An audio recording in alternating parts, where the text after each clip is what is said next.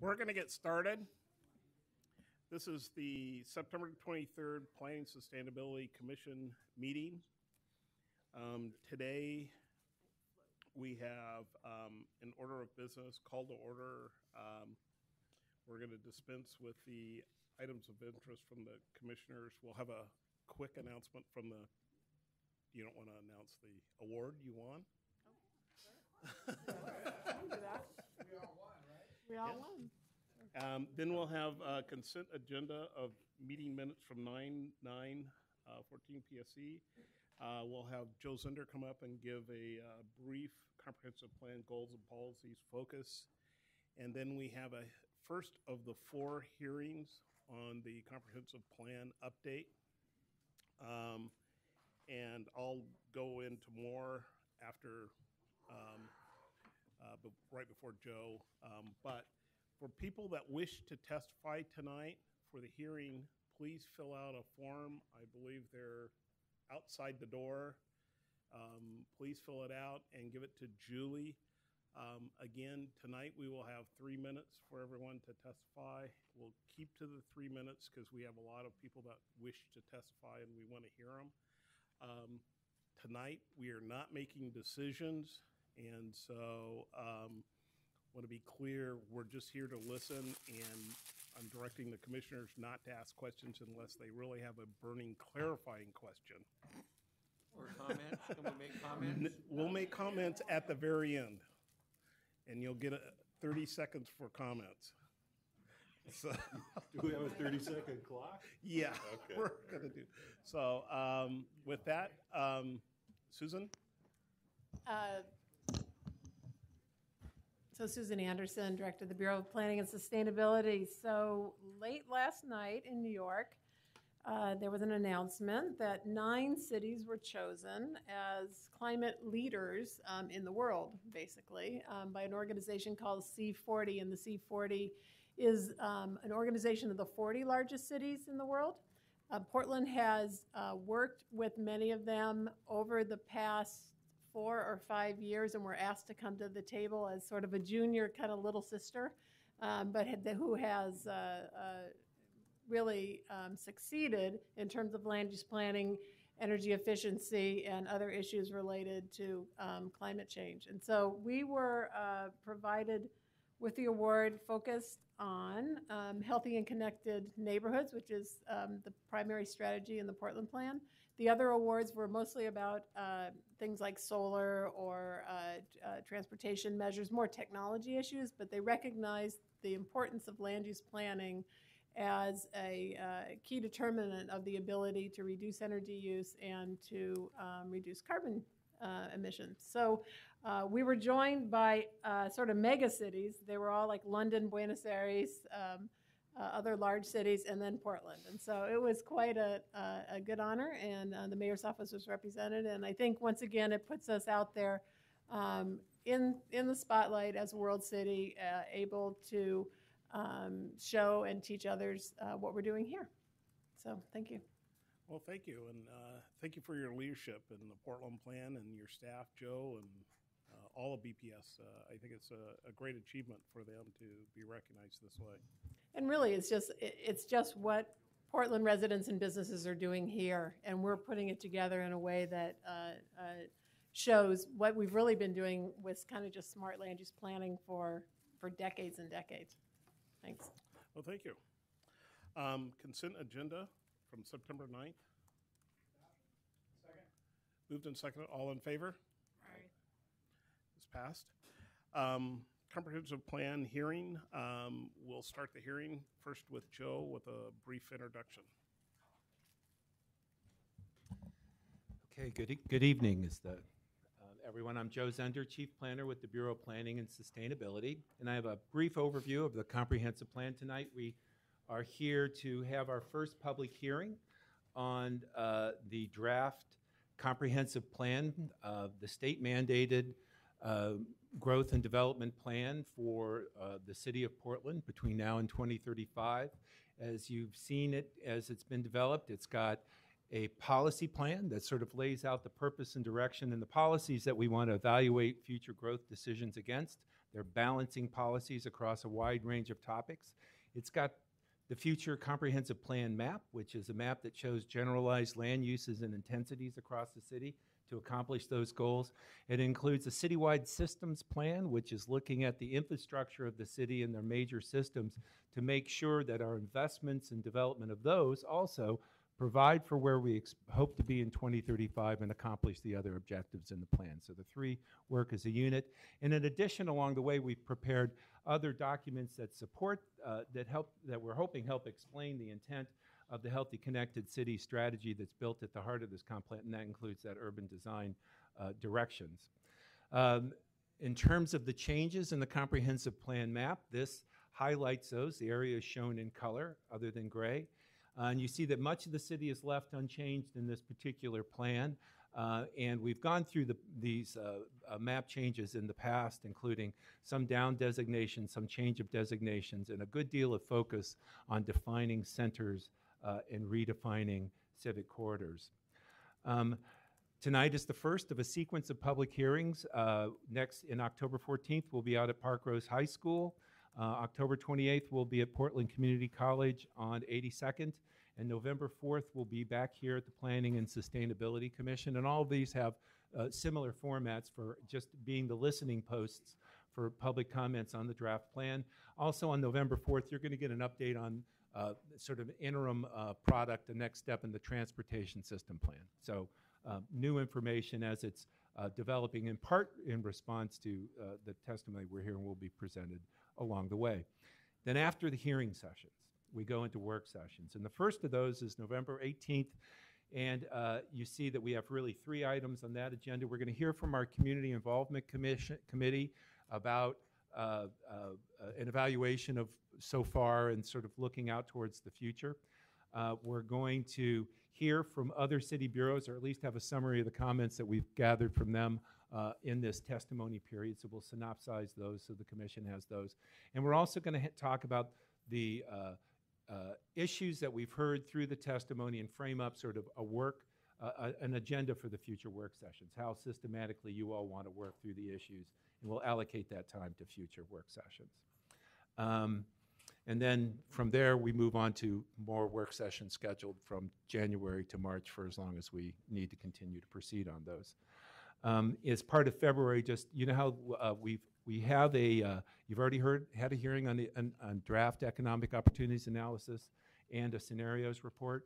We're taking the hearings on the document that we're looking at now. We're producing another iteration of that to reflect any changes that you all would be talking about. And so those will be cycled back through the commission at future meetings. Just to remind everyone, this is not really the first hearing on the comprehensive plan. Each of the tasks in our state-approved work program have had a hearing section. We did, in 2010, approved the community involvement plan. In 2009, we approved the work program. 2010, the community involvement program. In 2014, we finished up the inventory and analysis, and that's also when we had hearings and adopted that draft environmental economic opportunity analysis and scenarios report. And now we're on task 4. And task 4 is the policies, the map, and the list of projects that we need to have in place so that we know how to proceed on to designing, implementing actions. So in the materials that we distributed to you tonight, you're going to see this errata memo, which is cleaning up some typos and other mistakes that we've identified since we published. So you have that cleaned up. There's a memo from Eric Engstrom, Principal Planner, about the number of requests that you've received, and you'll hear, I'm sure, again tonight about a 90-day extension. On that item in particular, the case that you'll see laid out in the memo that we provided for you really builds on this reasoning that we feel like we need to have the approval of the policy plan and the comprehensive plan map, that guiding document discussed and vetted with the Planning and Sustainability Commission, and to use it as the basis for really designing the code that we're going to develop and bring back to you before the end of 2015 as part of the overall comprehensive plan package. Part of what we've done, though, in this is that we've started working on those implementing code packages and those other implementing actions already, because we're trying to work in tandem with this hearing and also be able to get to a finish line that brings the whole package back together by the end of 2015. So the kind of thing that, as you read that memo, it encourages us to think about is, whereas we don't have the particulars of the code developed yet, but we're really looking for is the designations and the ideas that are in the comprehensive plan, where they're shown on the map and how the pieces fit together, acceptable and matching sort of what we desire to accomplish. And then we come back with a whole nother set of public hearings with you all on the codes that are the initial codes that we'll develop to put those comprehensive plan designations into action, okay?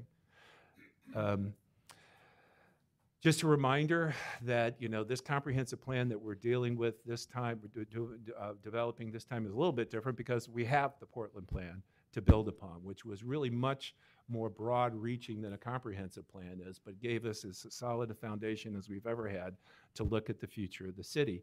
And in there, you'll remember, that's where we framed up having a healthy, connected city. This comprehensive plan, as a land use and development plan, is building on that legacy.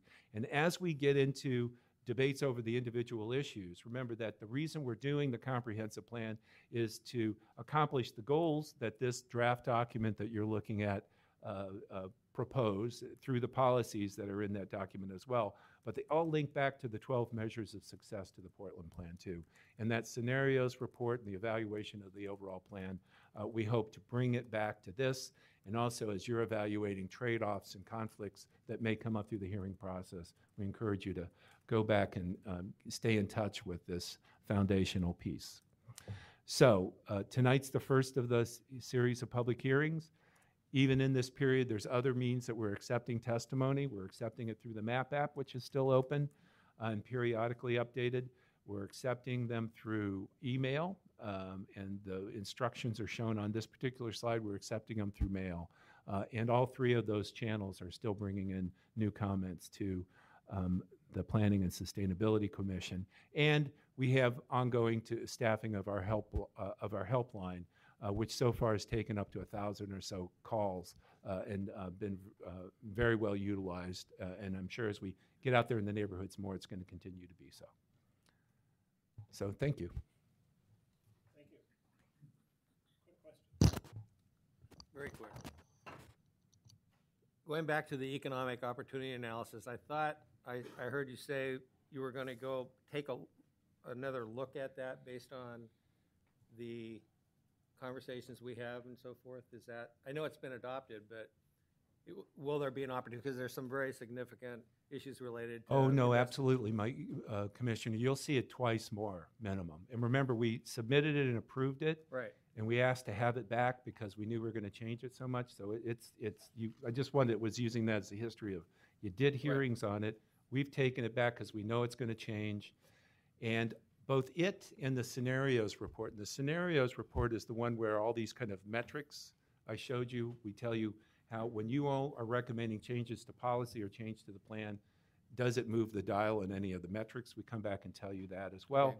And when you see that, that may spark another round of you all wanting to tweak and make changes. So it's iterative like that, so you'll see it twice more. That's good news, because Yeah. Okay. Thank you. We are now going to enter the testimony phase. Again, if you wish to testify, please fill out a card.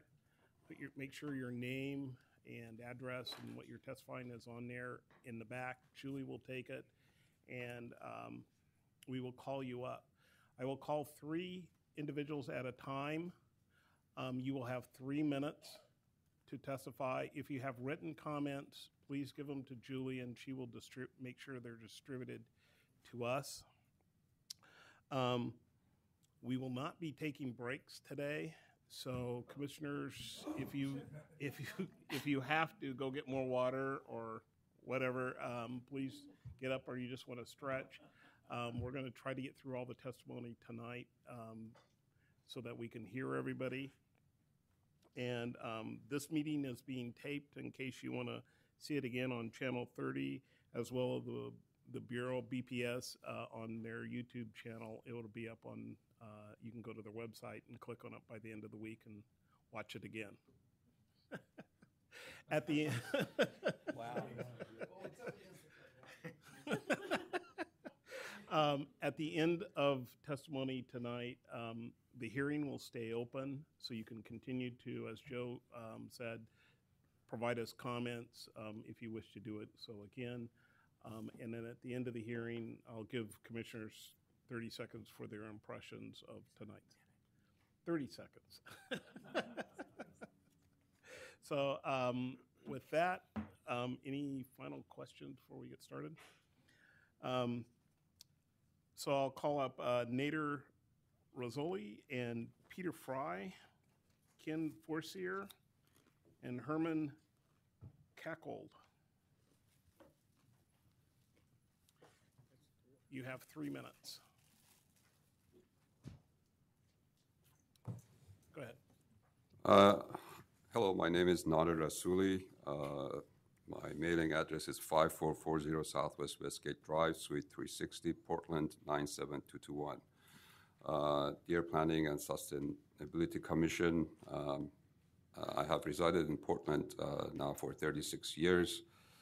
Presently, I own a 1.28 acre parcel in Sylvan area, which has an R20 zoning. My request is to include this property in the comprehensive city plan review in order to modify the existing zoning to a R2, which would be a low-density multi-dwelling. My reasoning for this request is as follows. One, the property is directly adjacent to Highway 26. Two, the property is in close proximity to public transportation. Number three, the existing property is very flat and has views of the valley. Commercial properties are within 475 feet west of this property. Fire station is within 1,200 feet east of the property. Gas stations, Starbucks, Pizzicato, convenience store, Subway, sandwich shop, and dry cleaners are within 1,086 feet east of the above property. Also, there are other condominiums that are within 528 feet west and 1,150 feet east of the above property. This property was originally part of the Multnomah County with rural zone and was annexed to Portland after Portland's adoption of its comprehensive plan and was given a very low density zone similar to county zones. The property is now in an urban area with urban services and needs an urban designation. My plan is to develop this parcel into a thriving multifamily campus, and with all the social and community services in such a close proximity, it will be an enhancement to the city. Thank you for your consideration. Now Peter has a very brief comment to make. So my name is Peter Finley Fry, 2153 Southwest Main, room 105, Portland, Oregon 97205. Nader's already stated it, but I wanted to be clear on the policy issue here. When this property, when you did the comp plan the first time, this property was in Multnomah County. It was not in the city of Portland. And when annexation occurs, you take the most similar zone to what was there to Portland. So in this case, it obviously is rural because Multnomah County is a rural county. So this property missed the opportunity to become urban in 1980. So now we're asking you to look at this property now and determine if it should continue to have a rural zone, basically. And we would like to be urban. And that's it. And the brief summary that I gave you indicates everything else around this property is either commercial or dense residential. Okay. This is the only piece that's left. We're just giving you your 3 minutes, and we have to move on. Okay, Okay, Thank you. thank you. Hi, I'm Ken Forcier, 6107 Northeast 32nd Place, Concordia neighborhood. It's my understanding that BPS writes the city's code language and instructs other departments, such as the Bureau of Development Services, regarding its interpretation and intent. If any part of the code were to have been written or been interpreted in such a way as to cause conflict with other parts of the code, then I'm sure that BPS would want to look at it and correct the writing or interpretation to bring it into compliance. I've had a great deal of difficulty wrapping my head around a situation where a new right would be granted to a non-conforming situation. My understanding of non-conforming is that the situation is allowed to continue based on a grandfather right. Without a grandfather right, there cannot and should not be allowed a non-conforming use. When we apply this same argument to a development, which is not in keeping with the code, also known as non-conforming, we must first consider whether the right to develop in this manner is a grandfathered right. If it is not, then its construction, which is non-conforming with other parts of the code, being granted a new permit. Any portion of the code which allows new non-conforming construction is fundamentally flawed. Non-conforming situations, as I explained, are grandfathered rights carried forward through time. To say new non-conforming is an oxymoron when considering the code.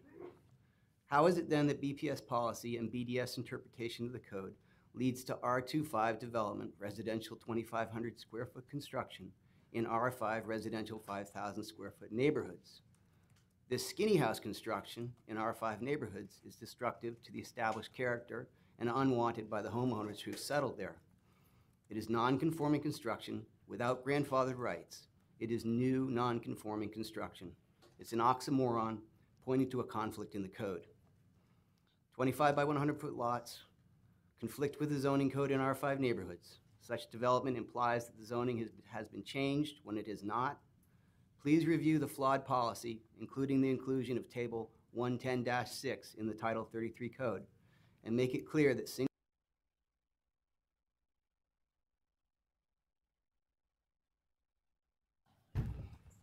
The next three, Herman Kackle, Stefan Karlik, and Lucinda Karlik.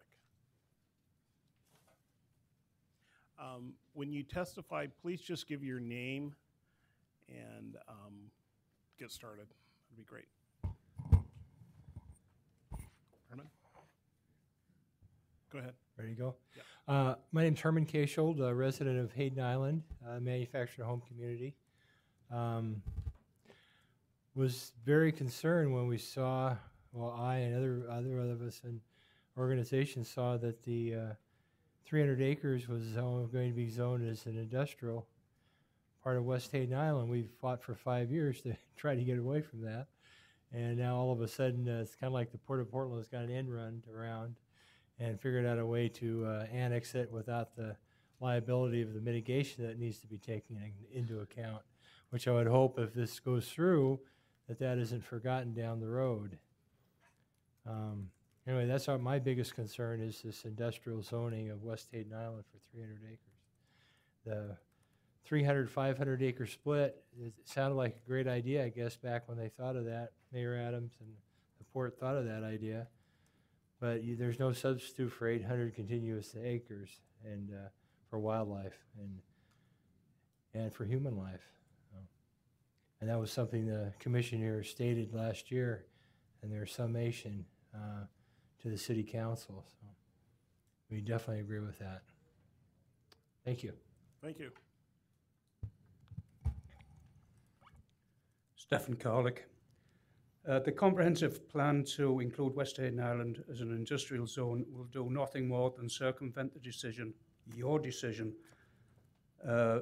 in 2013 that led to the Port of Portland withdrawing from their plans to annex West Hayden Island. The port readily admitted that the real cost of industrializing and building on West Hayden Island was too expensive. The comprehensive plan to change the status of West Hayden Island to industrial would do nothing more than open the door for the Port of Portland to build whatever they wanted to without having to meet basic livability expectations for the residents. Without the CRC health analysis and mitigation for residents and businesses on Hayden Island, you will be taking the very last undisturbed natural wildlife area and setting it up for a future brownfield. There is plenty of industrial land available already zoned as industrial. Clean up the abandoned toxic sites and leave West Hayden Island to continue to thrive as a self-sustainable ecosystem that is the Emerald of Portland. And for Mr. Zender, I just saw his 12 measures of success. I believe that all those measures would be met if they started cleaning up the brownfields. Thank you. Thank you. Hi, my name is Lucinda Carlick. I'm the chair of Hayden Island Livability Project, and I've moved to Vancouver. I'm from Vancouver. This is a regional issue. It's not just the Port of Portland. It's not just Portland. What happens on your side of the river also affects our side now. Just as when I lived on Hayden Island, it affected us when Vancouver did something.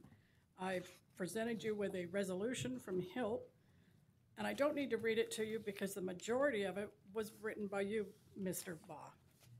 It's your own words about West Hayden Island and the mitigation that needs to be there.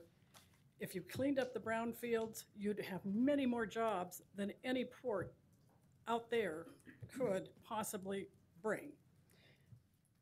Plus, it would be sustainability, which is your department, for the citizens of Portland. Thank you.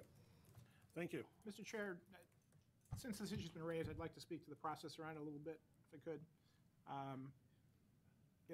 The language in the comp plan around West Hayden Island is, I am told by staff, based on the last council action, which is the 300-500 idea. Obviously, this group of people took the idea a whole lot further, and I'm frustrated as you are that we don't see the result of that discussion in this document yet. I've made the request to staff that staff draft up policy language that's consistent with the recommendation this body made so that we can put that out there in the public and have that discussed on an equal basis with the language that's in the plan now for, not to make a decision, but to figure out when it is time to make a decision, been able to look at both of those in the right context. Chris, at this point, we're really here just to listen. And so I don't want to get into a debate or discussion about West Hayden Island or any other subject. So if we can just kind of press on. Well, what I'm hoping is that we'll get testimony around it that actually informs, I think, the choices we do have to make, which are, should this be in the industrial land supply? Should it be open space, as opposed to have 20 people tell us, please stick to what you did 6 months ago, which I think is not terribly informative. So I'm hoping I can shape what people are going to tell us and give us meaningful input. So Yeah, I concur with that. Well, but we are here to listen to the public and to hear their comments on all of the plan, and West Hayden Island is part of that plan. So we will do that, and in January, when we get to debate and discussion of West Hayden Island and the entire comp plan, we will have that discussion, and in the meantime, Mike, Chris, and others have sent in comments around what they think ought to happen on West Hayden Island, and you're certainly welcome to get to staff and talk to them about what should happen on this subject or any subject. So I would encourage you as commissioners to get your comments into staff about what you think ought to happen on this or other, and from the comments tonight and from the other nights and hearings, let's get to staff about what we think ought to happen. But I don't want to have a debate about it because it's not fair to the rest of the items that are in the plan.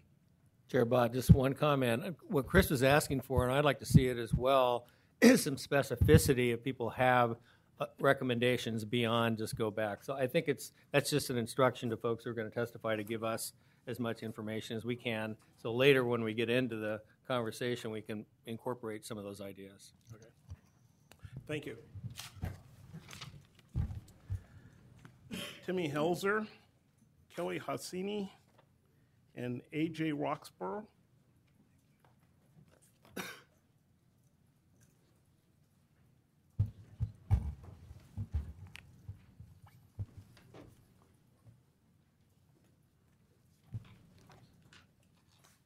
Go ahead. Good evening. My name is Tim Helzer. I'm a resident of Hayden Island.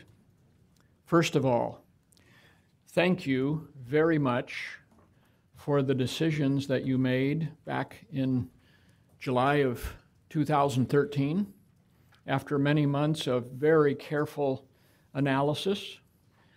Even though we weren't delighted with your 7-3 final vote, we believe you got it right. You attached a number of very significant mitigations to some very significant destructive processes and results, and you did your job. in the meantime. Others have totally disregarded the careful work that you did over a year ago. They have basically rolled back the clock before the Planning and Sustainability Commission did its work. They're recommending something that goes absolutely in the opposite direction to what it is that you, in your wisdom, voted to send to City Council for further consideration. Using Chairman Baugh's own words, we prepared a document that you already have received, but there are 5 points in there that I want to go over once more. The transmittal letter that your chairman wrote identifies severely negative community health impacts from the marine terminal and industrial development on West Hayden Island.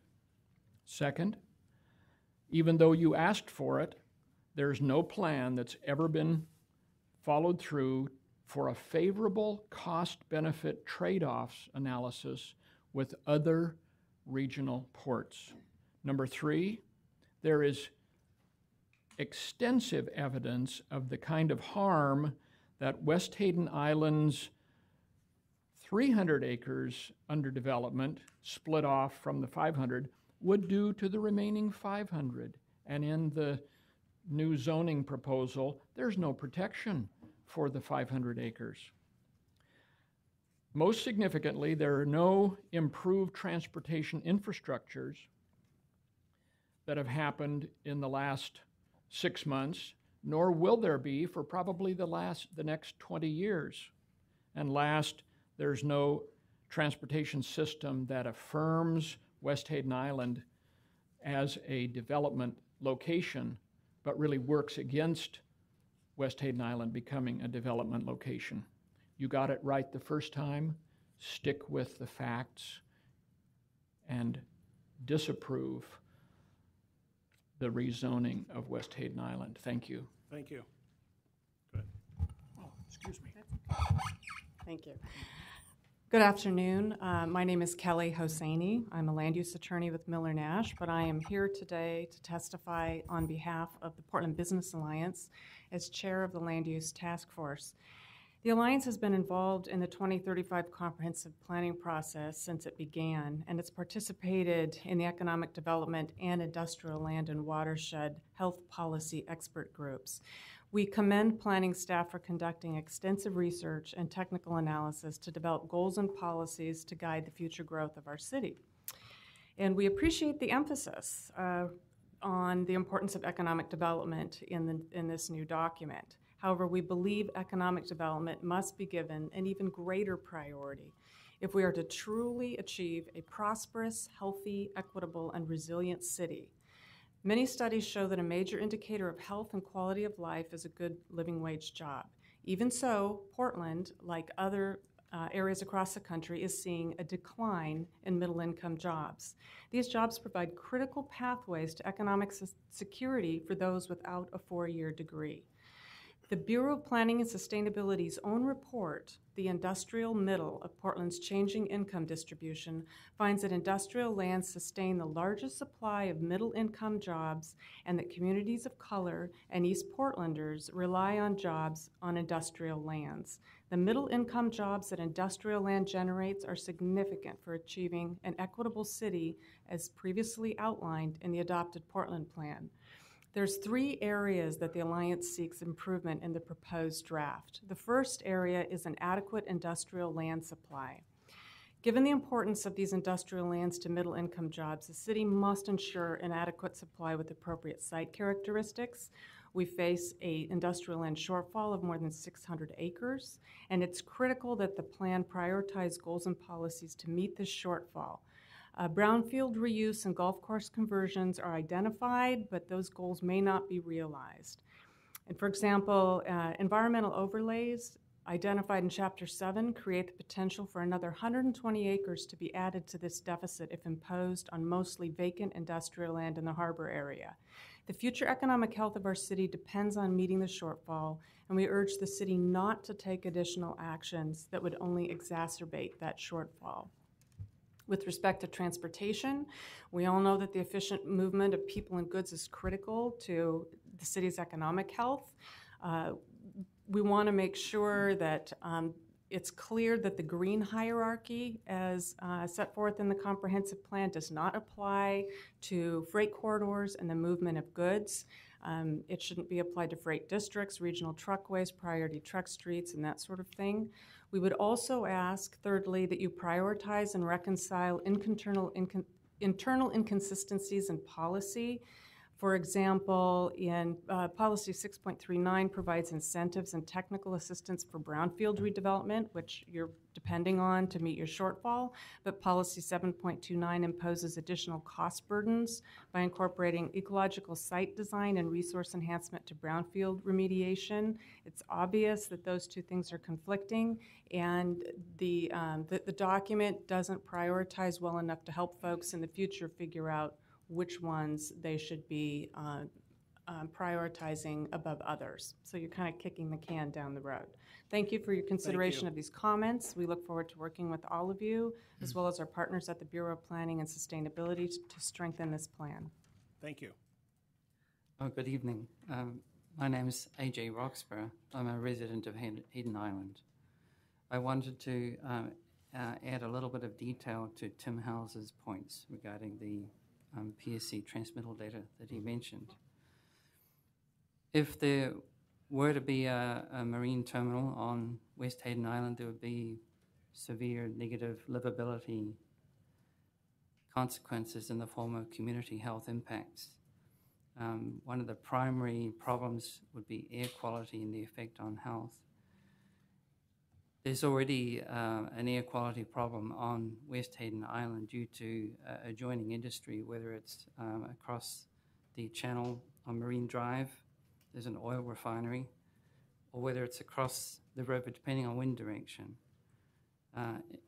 In fact, with the talk about increased industry, and Portland needs industrial jobs, in fact, to achieve federal goals for air quality, really would mean, under the current rules and the way they're enforced, would mean reducing industry by up to 90% to achieve the kind of idealized level that the federal rules have as their goal.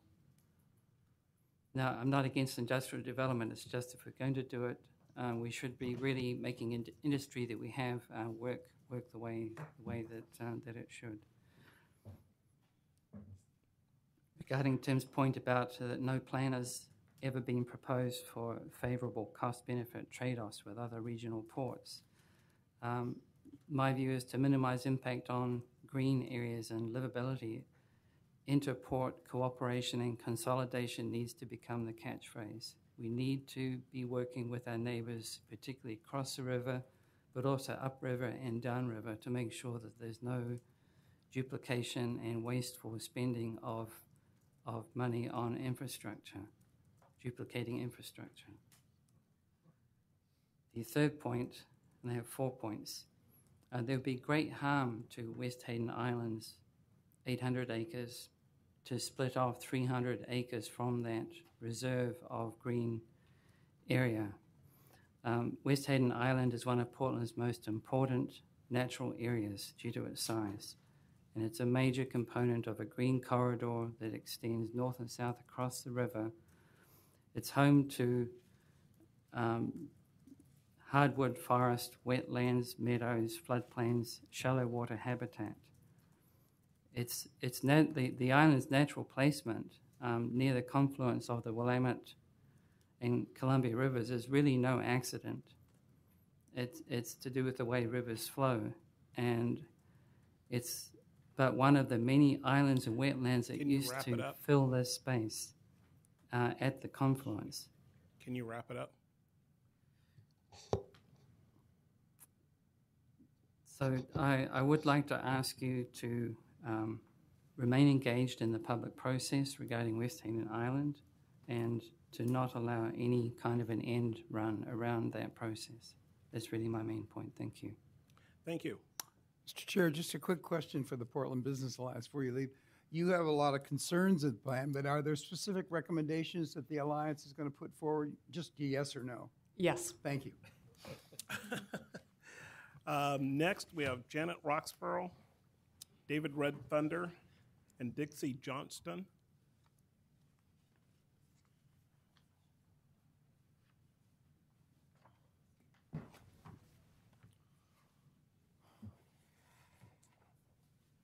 Go ahead and get started.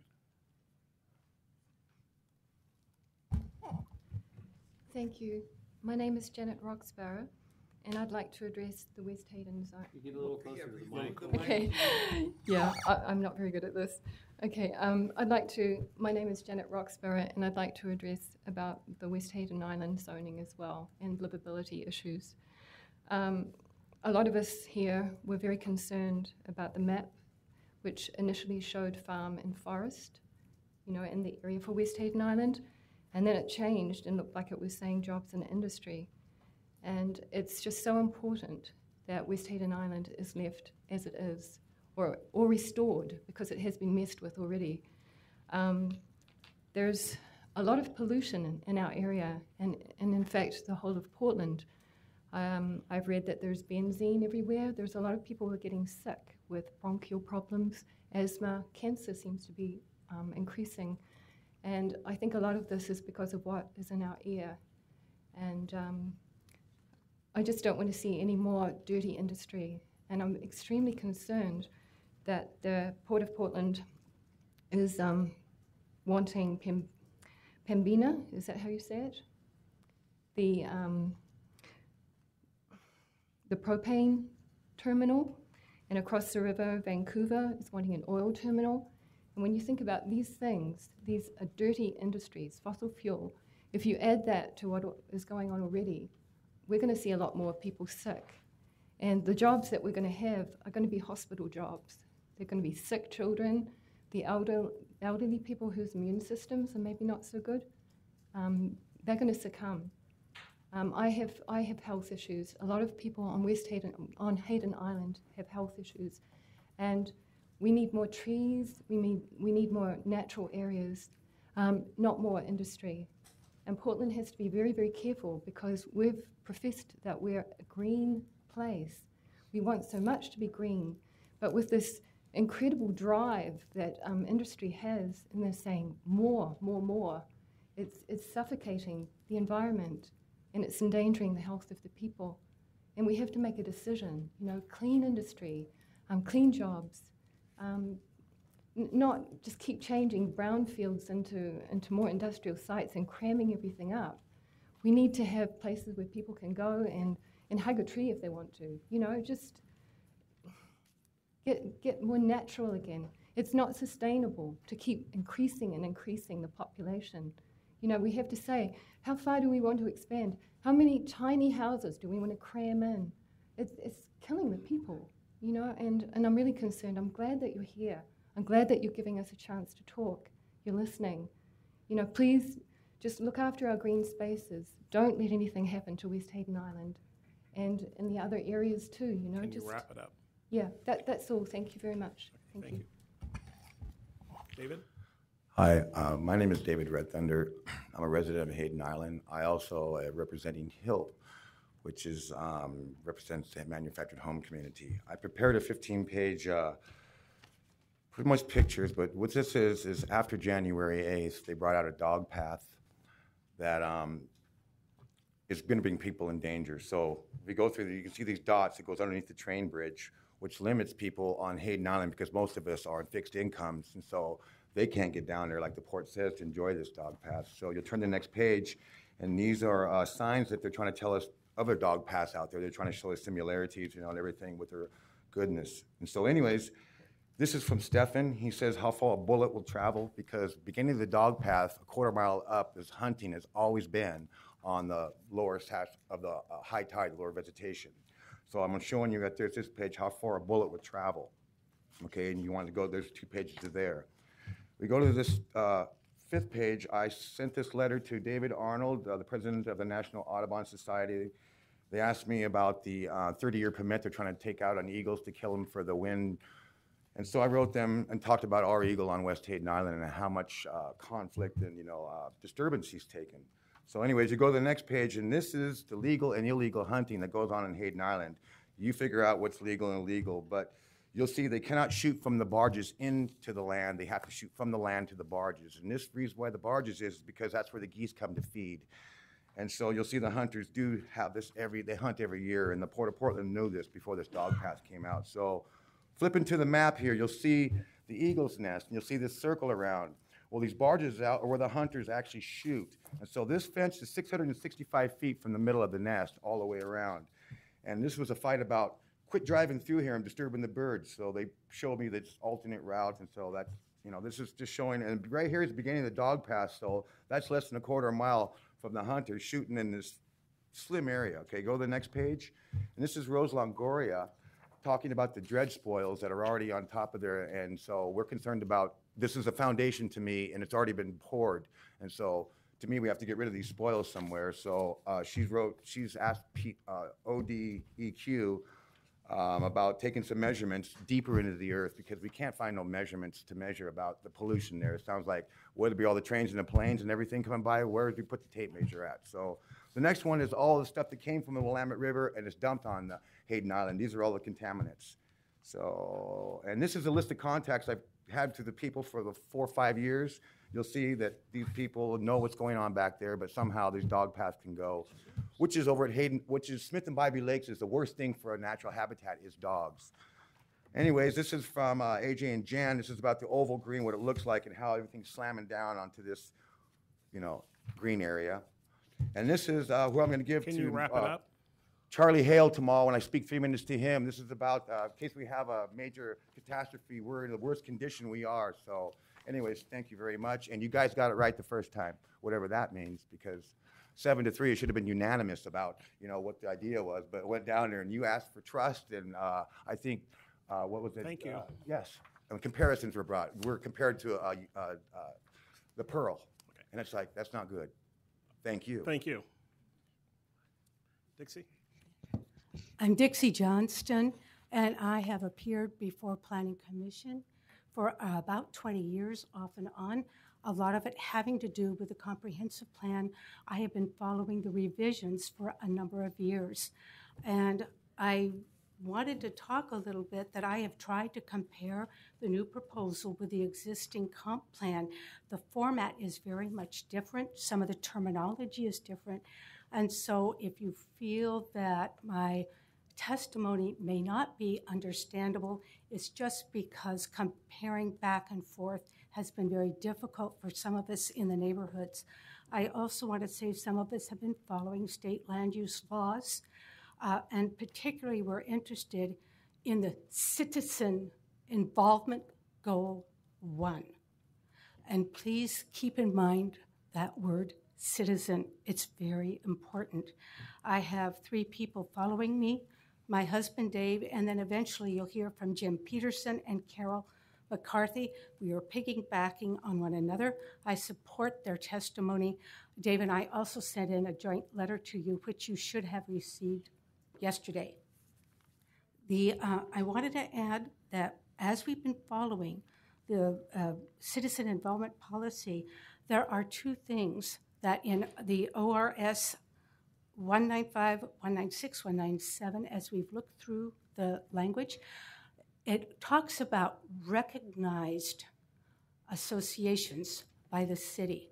I do know of 3 recognized, that means rules and regulations in citizen involvement for the city of Portland.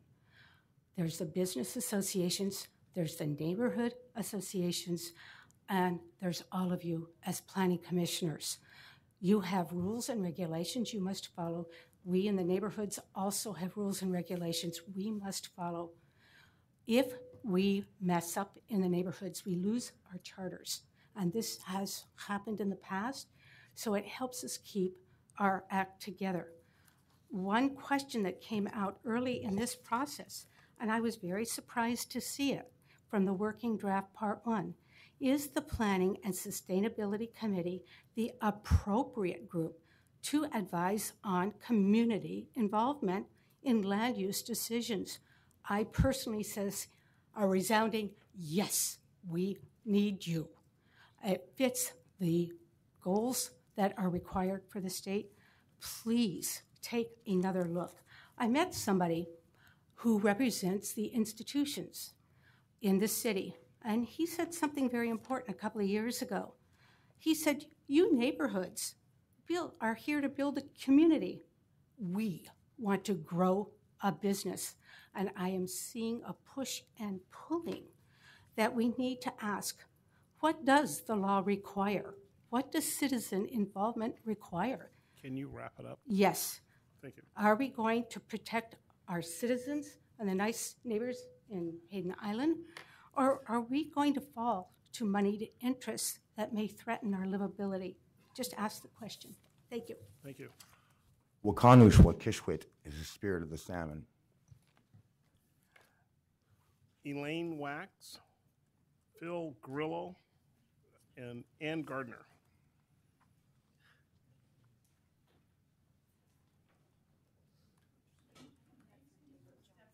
Huh?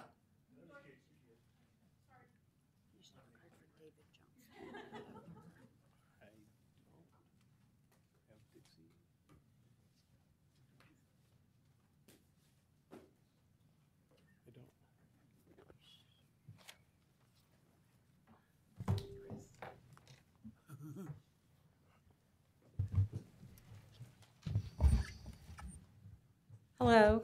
I'm Ellen Wax, and I'm the Executive Director of the Working Waterfront Coalition. The Working Waterfront Coalition requests the following results from the draft Portland Comprehensive Plan. Provide for an adequate, developable supply of industrial land with acceptable site characteristics. Reduce regulatory burden and provide predictability and support for development and redevelopment, especially as it relates to areas impacted by Superfund designations, and ensure policies are balanced to accomplish the above. To the issue of balanced policies, I wish to make several points. From my previous job with the city in long-range planning and development review, I understand how comprehensive plan policies are applied, how they are used to approve or deny a land use application, and how they are used to develop findings in support of long-range planning efforts. The policies matter, and the type of wording used matters. I have reviewed the policy language with the Working Waterfront Board, and they have raised concerns about conflicting policy and the clarity of the language. Every word is essential, and if one policy section has stronger words, then a disproportionate amount of deference will be paid to it. Strong policy that is clear will lead the decision-making.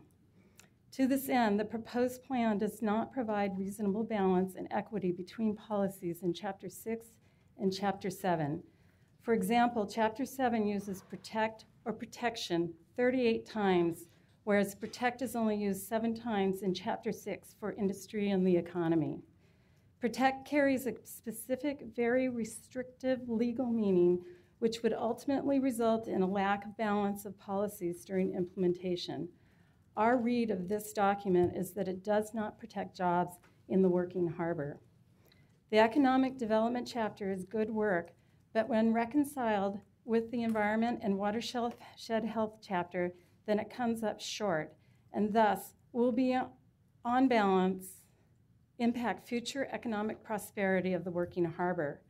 Included in Chapter 1 of this draft plan is Policy 1.3, which states, ensure that the components of the comprehensive plan are internally consistent. Please consider this policy in your deliberations and also the requirement of statewide planning goal, establish a land use planning process and policy framework as a basis for all decisions and actions related to use of land. In conclusion, the WWC, the Working Waterfront Coalition, is concerned with the imbalance in the policies, the protection of jobs, and the protection of industrial land supply with acceptable site characteristics. Thank you. Thank you. David? Thanks. I'm Phil Grillo. I'm with Davis Wright Domain, 1300 Southwest 5th, Suite 2400, Portland 97201. and I'm speaking here today as a member of the WWC. What I'd like to talk to you about today is middle-income jobs. Middle-income jobs are important for any city, but in Portland, middle-income jobs are also an equity issue. For example, in Portland, almost a third of our children don't graduate from high school, and another third never attend college. Almost half of our African American and Hispanic children don't graduate from high school. Incomes across the board are stagnating and in some cases declining, except in the top 20%. In short, if we believe in equity, we must do a better job growing middle-class jobs. As you know, the city's comprehensive plan translates Portland's vision into a set of policies that guide the city's growth. In Portland, most middle-income jobs, especially those that don't require 4 years of college, are concentrated in the city's industrial districts and especially along the harbor. As a result, much of Portland's middle-income job strategy rests squarely in the city's industrial districts and especially in its harbor industrial districts. In order to support the growth of middle-income jobs, more attention needs to be paid to factors that encourage investment in industrial areas. The policies in Chapter 6 are a good starting point because they emphasize middle-income jobs. We are concerned, however, that these policies will be undercut by policies in Chapter 7 that discourage investment in harbor lands where middle-income job growth is so important. For example, the on-site mitigation requirements in Policy 7.11 and the floodplain requirements in Policy 8.59 will discourage middle-income job growth because those regulations make it more difficult for water-related businesses along the harbor to expand. Part of our message here tonight is that middle-income job growth is directly tied to private investment along the Portland Harbor. Harbor-related jobs are living wage jobs. When harbor businesses make capital investments along the waterfront, those investments in turn produce jobs, tax revenue, and other benefits in the city. In closing, I just want to stress that this jobs equity connection isn't something that the WWC invented. My colleague Kelly Hosseini referenced a report that BPS prepared not too long ago called the Industrial Middle of Portland's Changing Income Distribution. I know that most of you are either aware of it, but I want to enter it into the record and make sure that you have a chance to review it. Almost all of the statistics that I talked about here this evening come from that report, and I think it's a very well-done report and hope that we can use it as a basis for further discussion to refine the plan policies. So I'm going to pass that along to you while Ann is teeing up her remarks. Thank you. Thanks. Ann? Thank you. My name is Ann Gardner. Businesses are located in the Portland Harbor because harbor sites are unique. These sites provide deep water and rail access, to list just two essential site characteristics. As a result of these unique site characteristics and market opportunities, businesses such as Advanced American Construction have recently acquired the largest crane in the Columbia River system. Gunderson launches barges from the largest marine sideway launch facility west of the Mississippi, and Vigor is now making ready the largest dry dock in the country. Portland can be proud of its prosperous working harbor, and the opportunity for growth and expansion is evident. However, if harbor businesses are to expand and create even more middle-income jobs as envisioned in the draft comprehensive plan, more unique harbor land must be readied. It is estimated that the cost to clean up brownfield sites is 4 times the value of the land, 4 times what businesses can justify as a cost of expansion and investment. It is therefore highly unlikely that many, if any, of the brownfield sites in the harbor will be ready for development during the term of the comprehensive plan under review, unless this significant funding gap can be addressed.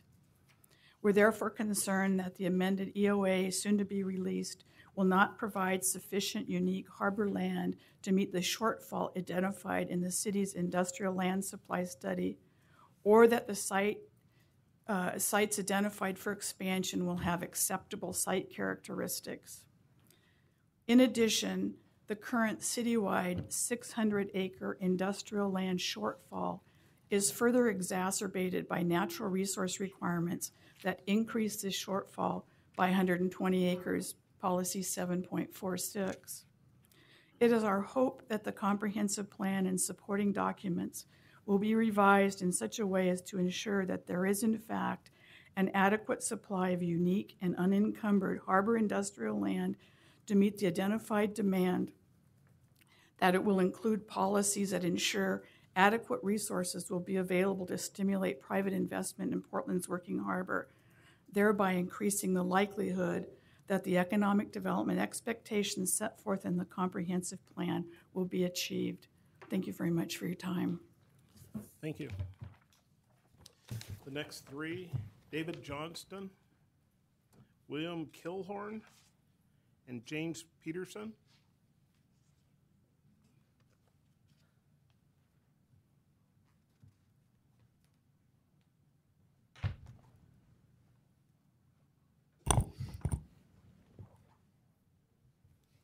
Go ahead and get started. I'm David Johnston. I live in Collinsview neighborhood. I'm the long-term land use chair there, although I have to mention the neighborhood has not voted on what I'm about to say, so I'm speaking on my own, not as a representative of the association. I'm also working on John Cole's group to recommend zoning for institutions. I'm Dixie's husband. We submitted the joint letter. I want to emphasize different parts of it, but in starting, let me say I agree with her and with Jim Pedersen that more time is needed on the plan, both for public testimony and to allow the Bureau to further refine it, and that the plan as it exists now seems to downplay very much citizen involvement and the rights of the citizens versus other things. Now, my expertise is in the institutional zones and working with conditional uses over the years in our neighborhood. And so I want to focus on the proposed institutional campus zone and the differences between that and the existing zones. The big difference is the almost complete lack of consideration to be given to the surrounding neighborhood and other instances as opposed to the institutions, and the almost complete emphasis on the institutions creating jobs and providing retail establishments to serve the surrounding neighborhoods. This will be important to John Cole's group as we work on recommendations for specific zones and the rules within them within the broader comprehensive plan designation of institutional campuses. The comprehensive plan is supposed to inform our work, and as you consider this, consider informing it to include more consideration, as is the current comprehensive plan, of the needs of the neighbors and residences in that area.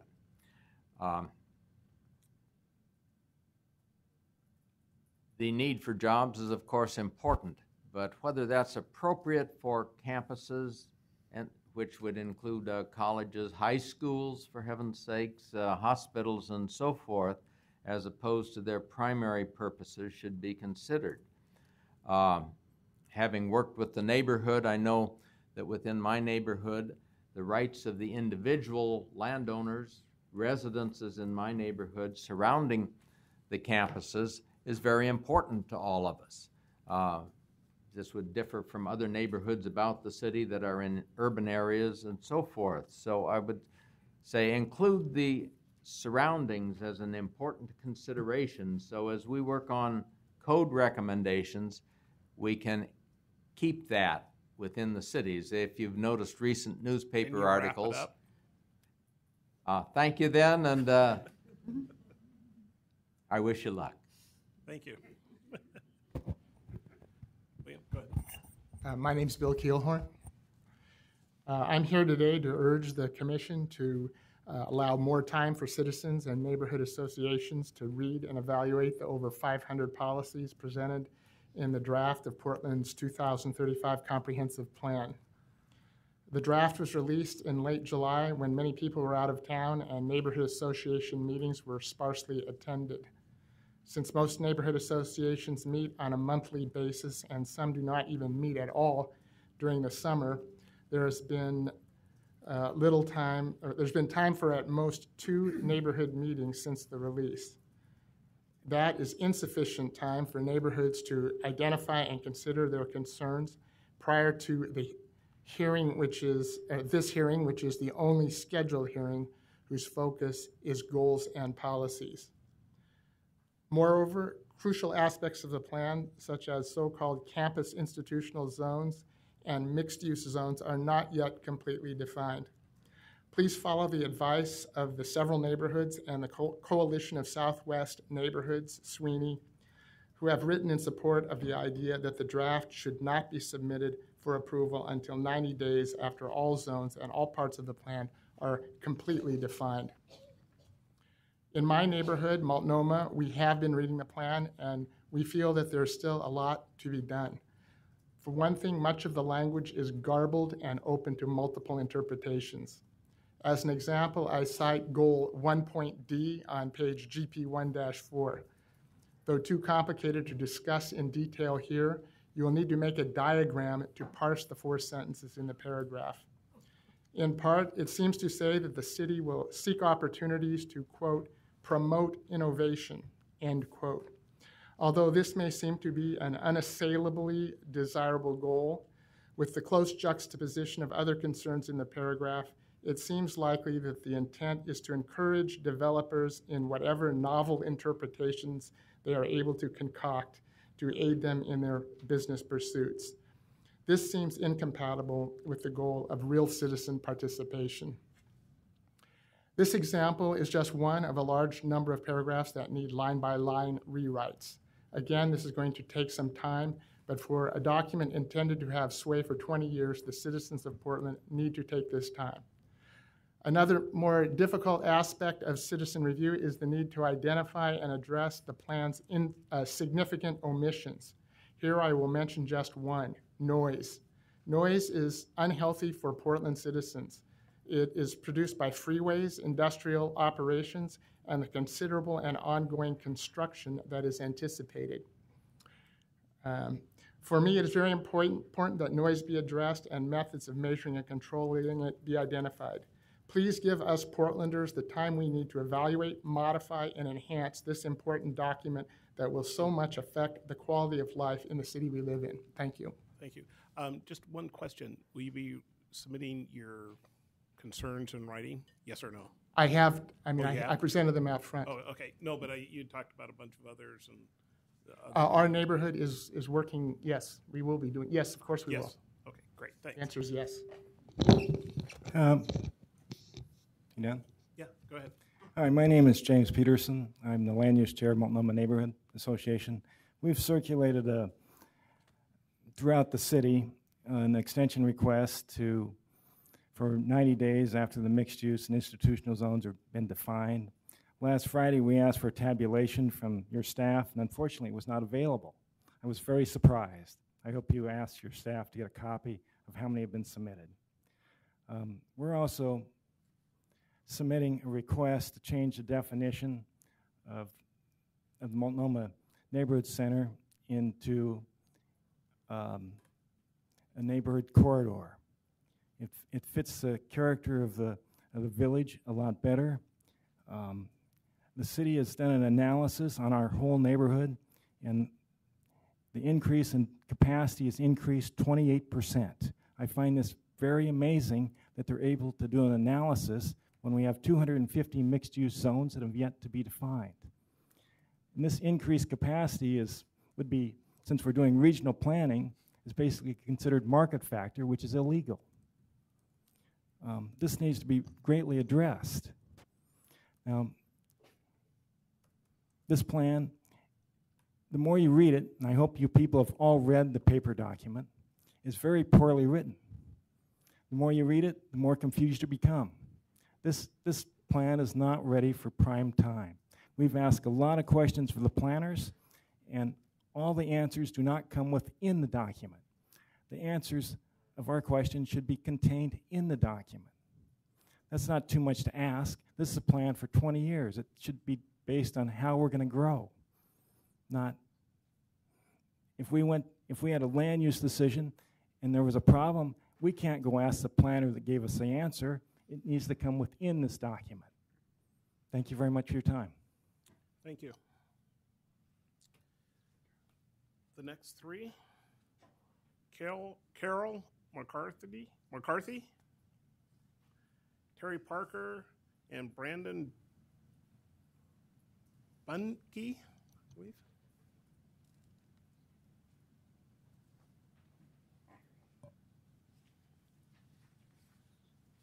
Carol, you want to get started? All right. My name is Carol McCarthy, and I live at 4311 Southwest Freeman Street in Portland. I respectfully urge you to allow the public more time to review the 2035 Comprehensive Plan. The draft plan was released about 15 years behind schedule, so I do not see the merits in rushing through the public comment period.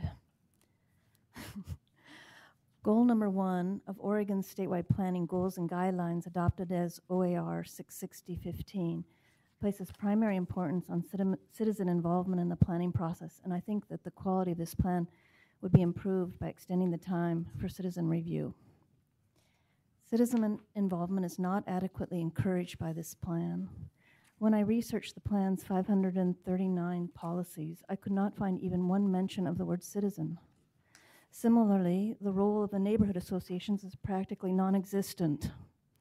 The term neighborhood association occurs only once in policy 6.667C and twice in conjunction with business associations in policy 2.1B and 2.2. I do not feel this meets the state's goal of placing the highest priority on citizen involvement. I urge you to revise Chapter 2 to empower citizens and neighborhood associations to fulfill the state's goal that citizen involvement be the primary force in the planning process. My overriding concern is that the goals and policies document should be more concisely written by removing the aspirational language. It is important that the plan include definitions for the guiding principles and that metrics be provided for each goal so that the effectiveness of the policies can be evaluated.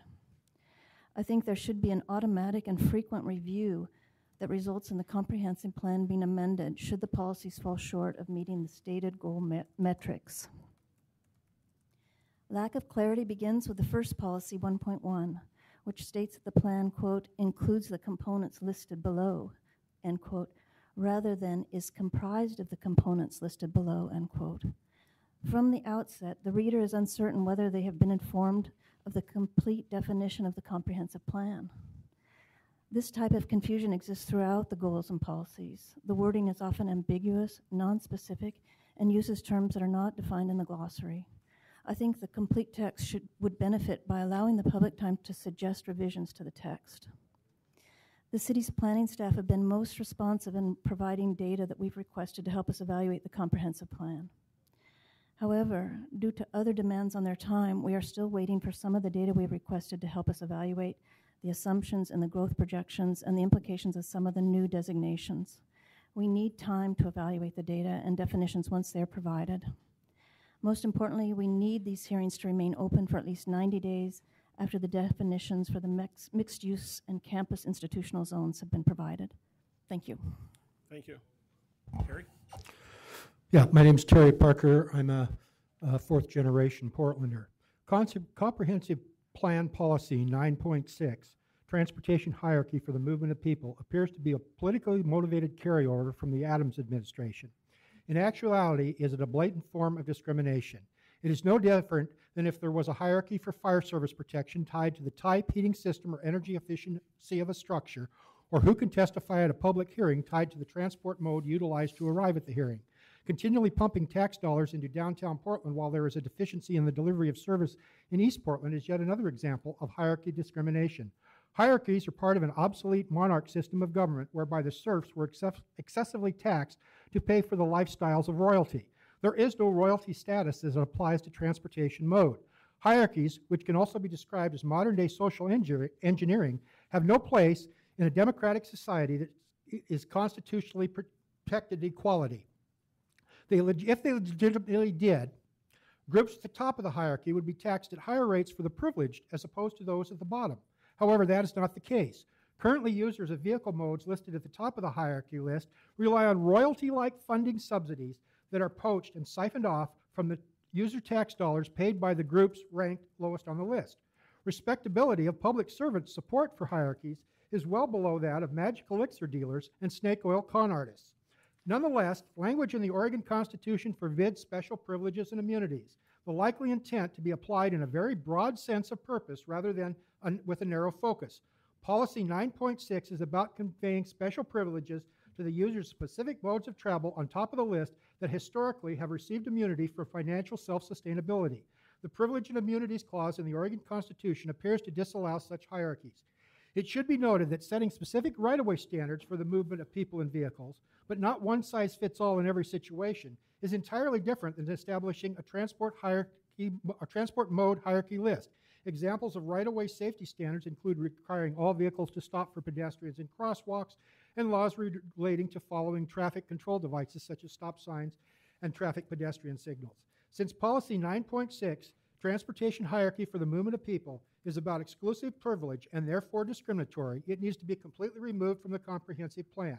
If 9.6 is retained as policy, the city that works automatically becomes the city that discriminates. Thank you. Thank you. Brandon?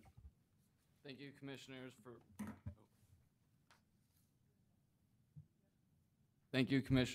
providing me the opportunity to testify this evening. I would like to speak on Your behalf name? of the. Your name? Oh, my name is Brandon Bunke. Sorry about that. I would like to speak about the West Hayden industrial zoning. I don't think I would urge that it be removed from the comprehensive plan. When Governor Tom McCall came up with the urban growth boundary, he didn't come up with it so so often we can cut out more and more green space and add more and more industrial area. In fact, not too long ago, the Portland citizens have voted to restore the shoreline of the Willamette River, and if they're voting to restore an old shoreline that used to be an industrial zone, why is it that we're going to go ahead and chop more green space to just create another problem that we're going to have to clean up down the road? Also, I mean, we've provided, our state is, we speak about jobs and things like that, but our state supports, the restoration of our wild salmon runs, which our salmon industry is one of the pioneering industries of Oregon. And to go ahead and start developing more shoreline is going to directly impact the salmon runs more so than they already have. The accessibility to West Hayden Island is already poor. It's located in between I-5 and I-205, which accessibility to Marine Drive is horrible. And if you're going to put more and more commercial traffic on it, how is that going to improve the I-5 bridge that connects from Vancouver to Portland and things like that? I think it goes without saying that there's limited green space in Portland already. One of the reasons why our city stands out amongst other cities in the nation is for the number of green spaces we have in our city. And if we chop these green spaces away just to provide more room for industrial areas, what is that saying? You're going to lose the exact appeal of Portland. And that's it. Thank you. Thank you. The next three are Bob Salinger, Chris Anderson, and Tinsley Hunsdorfer.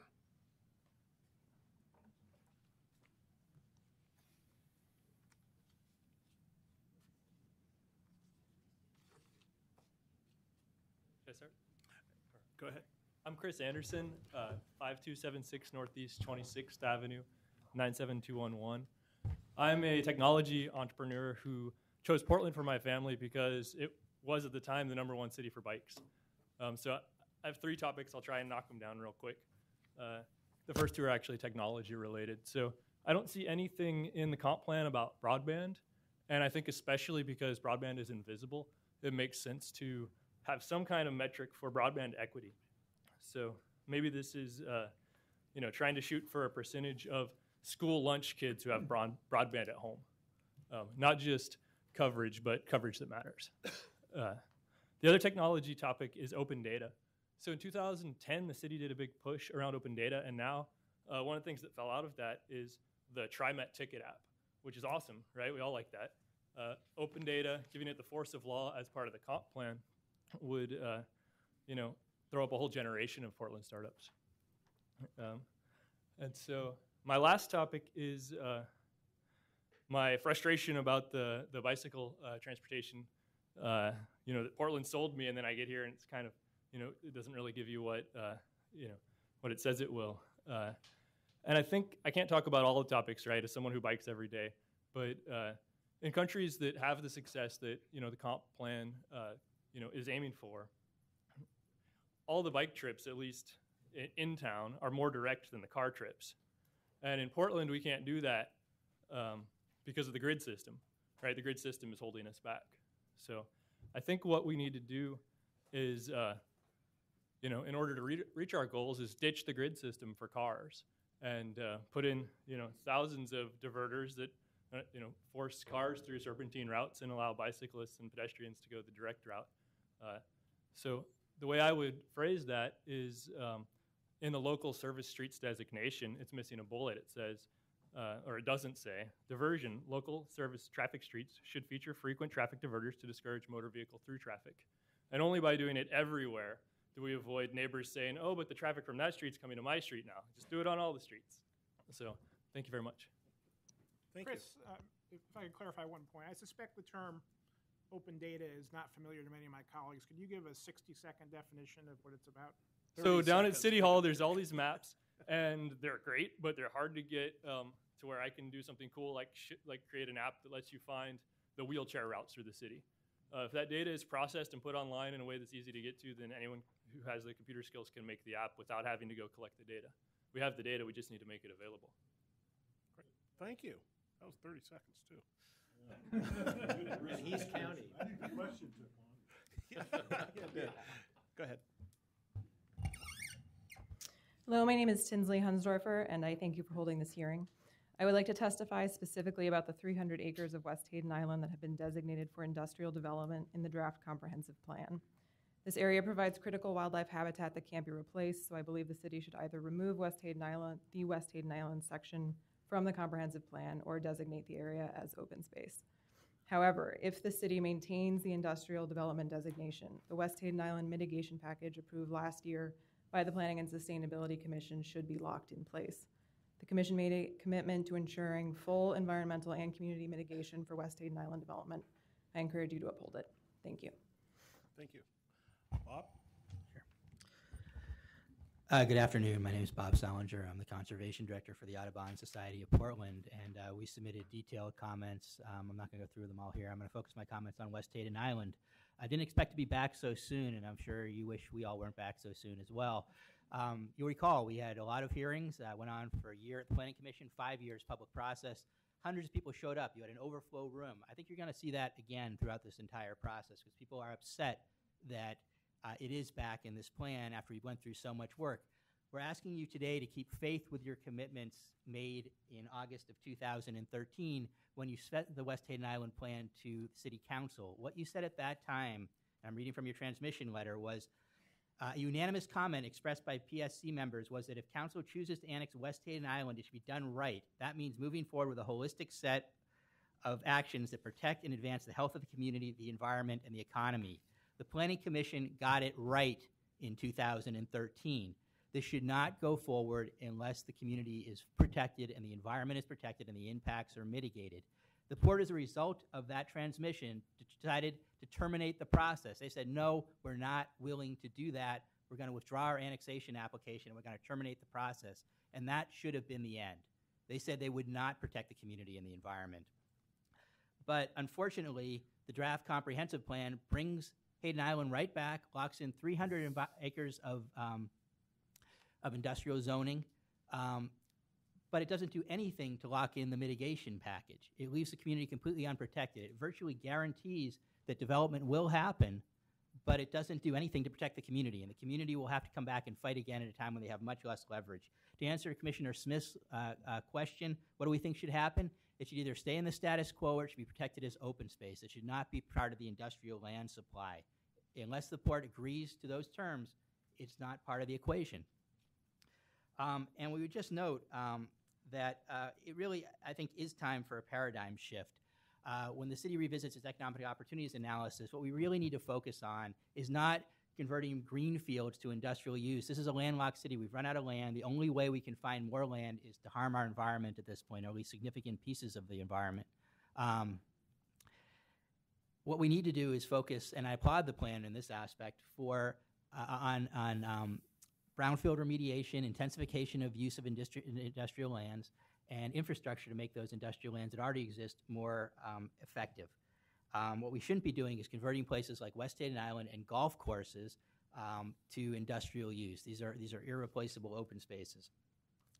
So we really do encourage the Planning Commission to take West Hayden Island out of the picture, reconsider how we find industrial lands, and focus on cleaning up what the sites that are already contaminated. So thank you. Thank you. Next three, Robert Bernstein, Tad Sevenyar, and Lindsay Morton.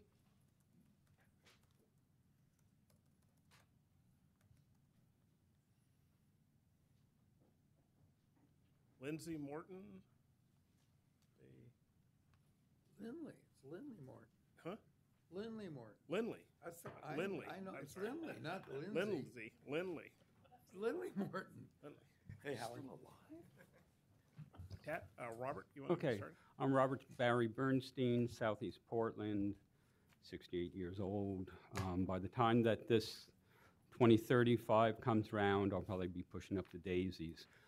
You've been told how to consider this plan by the beginning speaker, by the opening speaker. As soon as I hear somebody tell me how I should view something, I disregard that. I've learned enough about neurolinguistic programming to know you should not be led.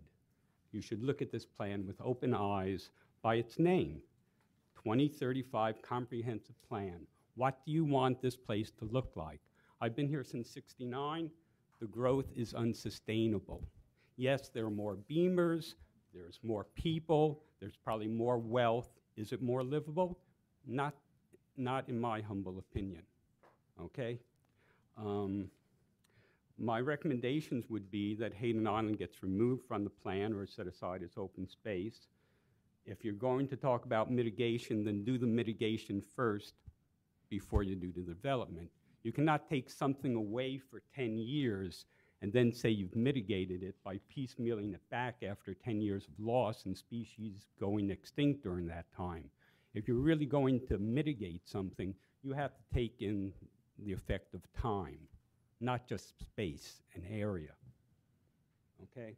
So mitigate first. If you're really going to talk about planning, quit thinking about these regional fiefdoms like the Port of Portland. It's ridiculous. It's wasteful, it's harmful to the environment, it protects nothing but vested interests, it does nothing for the people or the species that also share this planet with us. Ms. Anderson, in your words, this provides a framework for the city to create opportunities, more jobs.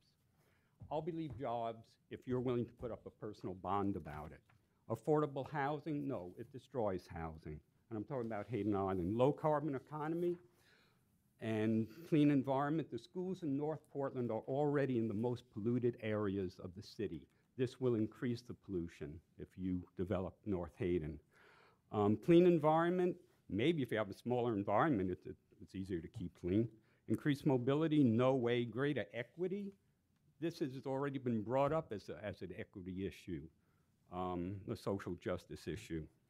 I've been doing, this past spring I did amphibian surveys, and the habitat for these creatures is basically disappearing. It's degraded by pesticides, by industrial use. Where else do I want to go with this? Perhaps the word protected got used so much because we've lost 3 times as much environmentally sound land as we have. And that's why it's used 3 times more in those areas, because maybe we've lost 75% or 90% of something. When realtors become an endangered species, come back and talk to me about protection and how many times the word gets used. Can you wrap Thank it up? you. Oh, I'm thank done. you. I could go on, but I'm done. Thank you. Lindley? Actually, Tad Savino. Tad? We have a letter we'd like placed in the record to be passed out. Give it to Julie, she'll... Thank you. My name is Tad Savinar. My office is at 519 Southwest Park, 97205. I'm here to talk about the part of Portland called the Squish. The Squish is roughly bounded by Northwest Thurman, Northwest Front Avenue, and Northwest 20th. It's a triangle-shaped area. During the Russian Revolution, my grandfather escaped Russia only with his life by riding across the country dressed as a woman by train. He arrived in Canada, well, after a bit more journey, arrived in Canada and ultimately in Portland, Oregon, where he set up his business on Front Avenue, which was the Savinar poultry business, where he provided employment for my father and his brother, who snapped the necks of the chickens and then delivered them to Northwest Portland. My father and his brother went off to war, and my grandfather purchased a piece of property, the Portland Ice and Cold Storage, on Thurman and Northwest 18th, so they would have a place to work when they came back from the war. As businesses came looking for more space in the neighborhood, my father began to purchase some of the land around that business and offer it to other companies who wanted to settle there. Over the years, this has included the Norm Thompson Outfitters organization, studio space for PNCA, Child Peace Montessori, Oddball Shoes, French's Bread Company, CG Construction, and Christian Electric, to name a few. It has always been about developing our property to create jobs. Recently, Green Gables, Lindley Morton, and Nels Gabbard have started to weave the entire neighborhood together with their parcels by adding a yoga studio, industrial incubators, architects' offices, a glass studio, and Palmarius Gardens. It's become a casual brick and natural grass-infested pocket with little children playing soccer as the Amtrak Starlighter slowly rumbles by on the tracks. We are not here to ask for a zone change that would allow us to build blocks of towering pearlesque condos. No, we are here merely to support and enhance this little gem that is a place where people work. This little island is not like the Central East Side in that many of the streets dead end and there is no cross traffic except for bicycles. It's a very unique corner of Portland. So why are we here? Number one, we'd like to have a little say in some of the language in the proposed ME and MU1 zones about the boundaries and uses, specifically to be able to enhance 2 blocks along Upshur to meet the vision of the Northwest, the NWDA district plan. Number 2, the tallest building in the district is 75 feet, which is Western Warehouse, which is full of filmmakers, artists, architects, and other small businesses. The average height of the buildings in the district is 45 feet, and we'd like to be able to go up to 75 feet on just a few parcels that remain currently bare ground. Our letter and the attached diagrams, which we were going to be looking at up there, I guess, spell out what our requests are to be part of the conversation as the Bureau goes forward to define how those specific zones apply to the Squish in the future. Thank you. Lindley? Lynn? My name is Lindley Morton. Let's see. My name is Lindley Morton, and I don't have quite the history that Tad has in the neighborhood, but I've been working there for the last 25 years as a property owner and restoring buildings and so forth. I have to say, I really think that the planning staff understands this as a neighborhood and have done a terrific job in their proposals. I think that what we are proposing in the letter that we've supplied to you is there are tweaks. Being on the ground there, working on the ground, we see opportunities that exist and wanted to throw our 2 cents in. So I would encourage you to take a look at those. And again, I really appreciate the work that planning has done there, and I highly endorse the changes in the zoning that they have recommended. That's it. Thank you. I have a question. Yeah. Having read through, actually, it's the chair and the rest of the commission, having read through all of the comments that we've gotten so far, there are a lot of very specific site-specific recommendations like this, I'm struggling with how we're going to track those and what, to what level of detail are we going to be able to really consider those? Are we going to get back report from staff responding to these sorts of requests? Yes. So we will compile all the comments, whether they're in person or written or on the map app. We'll categorize them by what kind of comment they are in terms of whether it's a specific site or it's an environmental issue or a job issue or what part of the plan. And then you'll get all that information ahead of time. The ones that you have specific questions about that you don't understand, feel free to call, obviously. And then we're going to do that through the work session, go through each of the different ones. We will have sort of our recommended response so that you'll be able to see where we want to go with each one of those areas. Thank you. Tom Bullion, Robert Barnett, Greg Thiessen.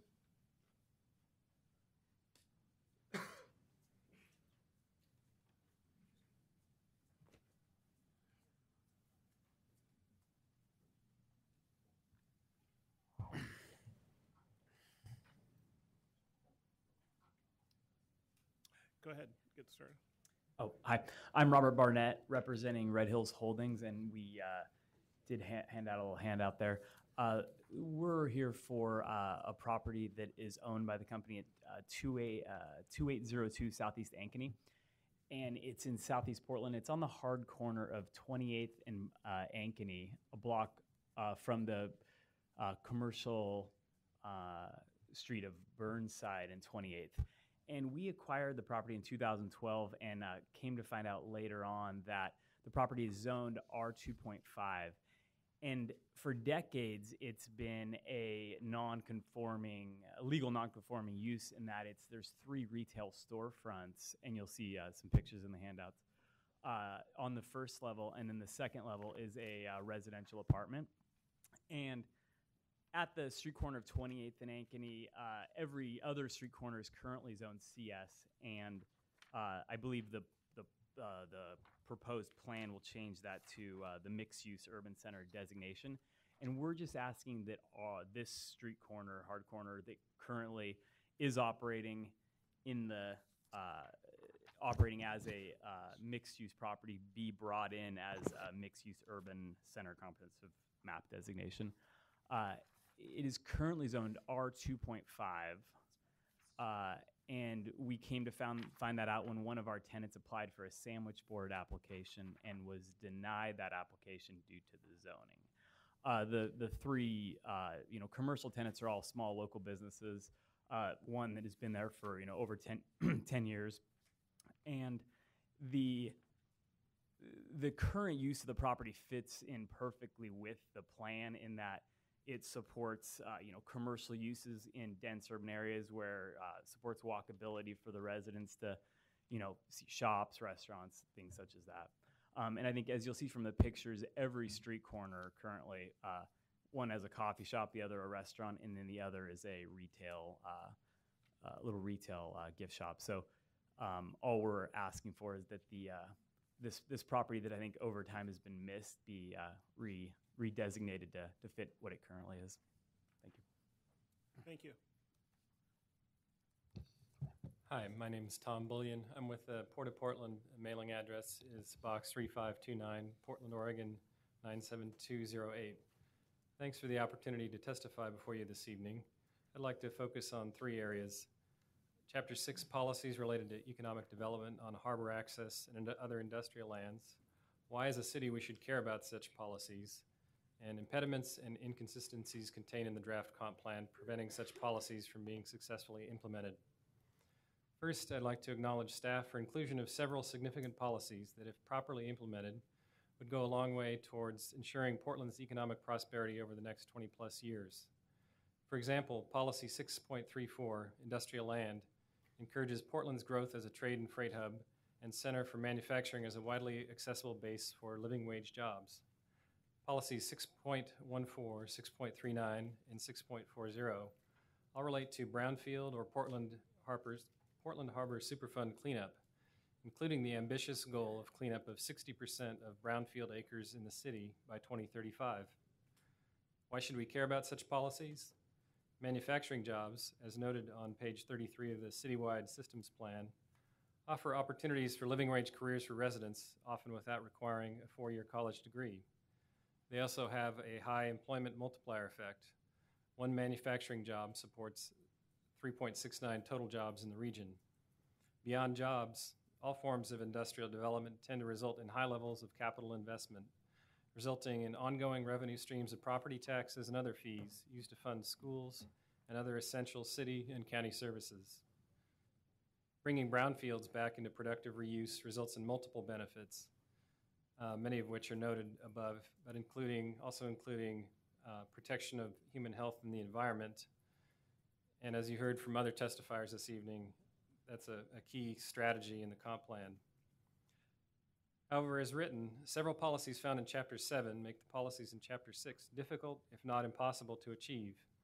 Policy 7.46, for example, suggests that grasslands and floodplains must be protected and enhanced within the Willamette River watershed. Grasslands, as shown on the current city NRI map, include many fallow areas consisting of barren weedy fill that are not currently regulated. Floodplains are currently regulated from a flood hazard perspective, but not as a habitat feature in and of themselves.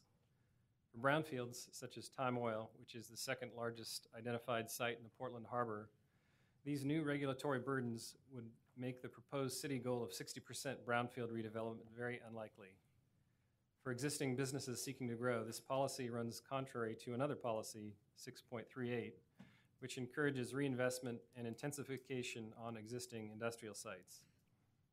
In conclusion, we urge staff and the PCS to take a closer look at how the policies mentioned above are in conflict and urge resolution consistent with one final other policy, 1.3, which states, Can you wrap it up? Ensuring that the elements of this document are internally consistent. Thank you. Thank you. Greg? Commissioners,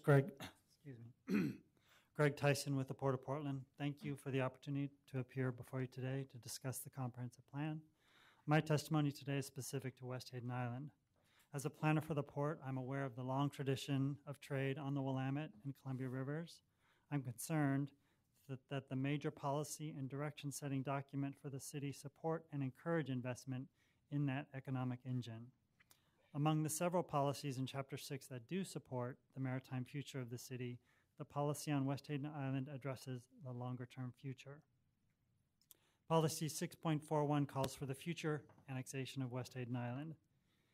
Future annexation has been supported by this body and through City Council Resolution 36805. Future annexation is supported by the Planning Sustainability Commission and City Council passed economic opportunity analysis, which identified a need for an additional 550 acres of rail yards and marine terminal facilities. The future annexation of West Hayden Island is critical to meeting that land demand. Future annexation provides a place where middle-income jobs could grow for Portland residents in support of the equity goals for job diversity in the Portland Plan. These types of jobs are characterized by low barriers to entry and are disproportionately held by residents of East Portland. Future annexation and development would trigger millions of dollars of infrastructure investment. A capital-intensive development such as this, let's say one of approximately $100 million, West Hayden Island would be more expensive than that, would generate more than $20 million in tax revenue over 10 years. The largest gains would go to the state, the city of Portland, and Portland Public Schools. These revenues help pay for the services this community values. Portland's future hinges on our success of linking to the international marketplace. Because 95% of the world's consumers live outside of the U.S., Portland business growth can be achieved with good international access. The harbor is an important link to international markets, as much for the direct access as for internationalizing Portland. West Hayden Island is an important element of that future. Thank you. Thank you. Quick comment or follow-up. Tom's comment about the floodplains and ecological values, I think we could really use from staff some additional information on the recent biological opinion that NOAA Fisheries issued with regard to floodplains to FEMA in a lawsuit that's being resolved. So just as we get into conversations about floodplains and they're not just flood storage, but ecological values, it would be useful to have that information to see what the implications are for this conversation. Okay, thank you. Micah Mescal, Side Manro, and Willie Myers.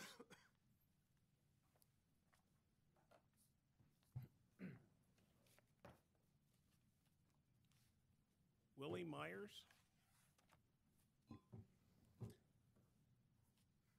Go ahead, get started. I'm Micah Mescal, and I'm a Northeast Portland resident, and I appreciate the chance to be speaking today. I'd like to talk about some of the goals of reaching our job, or the strategy for reaching job goals. As I opened up the comprehensive plan application, I was dismayed, specifically in North and Northeast Portland, to see that the Bureau of Planning and Sustainability was taking the strategy of developing green spaces to sustain these goals. As we can see with West Hayden Island and some area golf courses, they showed up blue, and this seems counter to what we hear all the time as Portland being having a green culture, looking for sustainability in our development. But on the other side, we are now looking to develop these green spaces, and it just seems counter to what we hear and what we want as a people, as a community, specifically with West Hayden Island, to see it designated as a jobs area with no indication of how a mitigation package that you all came up with over a long process, no indication that would be connected to it. That was also very disconcerting, and yeah, I just wanted to express that. Thank you. Thank you. Hello. Yeah, go ahead. My name is Sid Manroe, and I'm speaking on behalf of the Division Design Committee. I focus on effective local decision-making with groups like City Repair, Community Rights Portland. I'm the board of the Richmond Neighborhood Association, and also the steering committee of the Division Design Committee. As such, I do appreciate this opportunity to provide input into the comprehensive plan as I'm seeing it play out where I live. The first measure of success of the Portland Plan is equity and inclusion. Economic prosperity and affordability are paired dimensions of equity within the Portland Plan, and inclusion is intrinsically impossible without affordable housing. In fact, the #1 reason for homelessness is lack of affordable housing. And given that fact, here are the rent figures for the new developments that have been constructed in the last year or so on Southeast Division, less than 10 blocks from where I live. UDP, beautiful building at 33rd and Division. A studio costs $1,300. A one-bedroom apartment costs $1,500. At Zillow, at 38th and Division, a one-bedroom apartment costs $1,400. Division Street Lofts at 47th and Division, a studio costs $1,250. A one-bedroom apartment costs $1,800. I'll spare you what a two-bedroom apartment costs. If this is the type of development that we can expect, the Portland Plan is not working. I hope the comprehensive plan policies can address this lack of equity.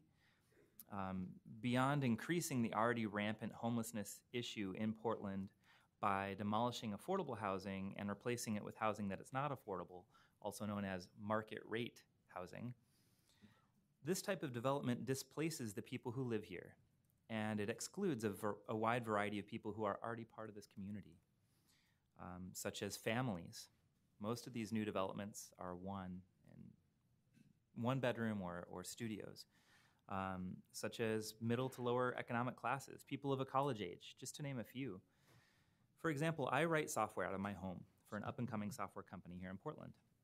I've lived in the same home for going on 10 years. I've been on the Neighborhood Association for 5. I'm a renter, and I've improved my neighborhood tangibly through several volunteer projects, some of which I've started on my own. Yet I don't feel included by how the Portland Plan is playing out where I live. If my landlord sells my home to a developer, which seems increasingly likely, I won't be able to afford to stay in the neighborhood. Market rate is 250% of what I currently pay. I understand we don't have any laws right now to require affordable housing here. And the current incentives don't appear to be doing the trick either. So that said, I do believe that the tools do already exist to make affordability, inclusion, and equity a reality. By offering incentives such as taller maximum building height or greater floor area ratio, coupled with existing tax incentives, perhaps it could be in the best interest of developers to include affordable housing within their projects. Sure. Specifically, a development that was originally going to be 36 units could use the extra height and floor area ratio to provide 40 units. That development could offer 4 units that are 50% market rate, 4 that are 75% market rate, 24 that are market rate, and 8 units, perhaps corner units, that are 125%.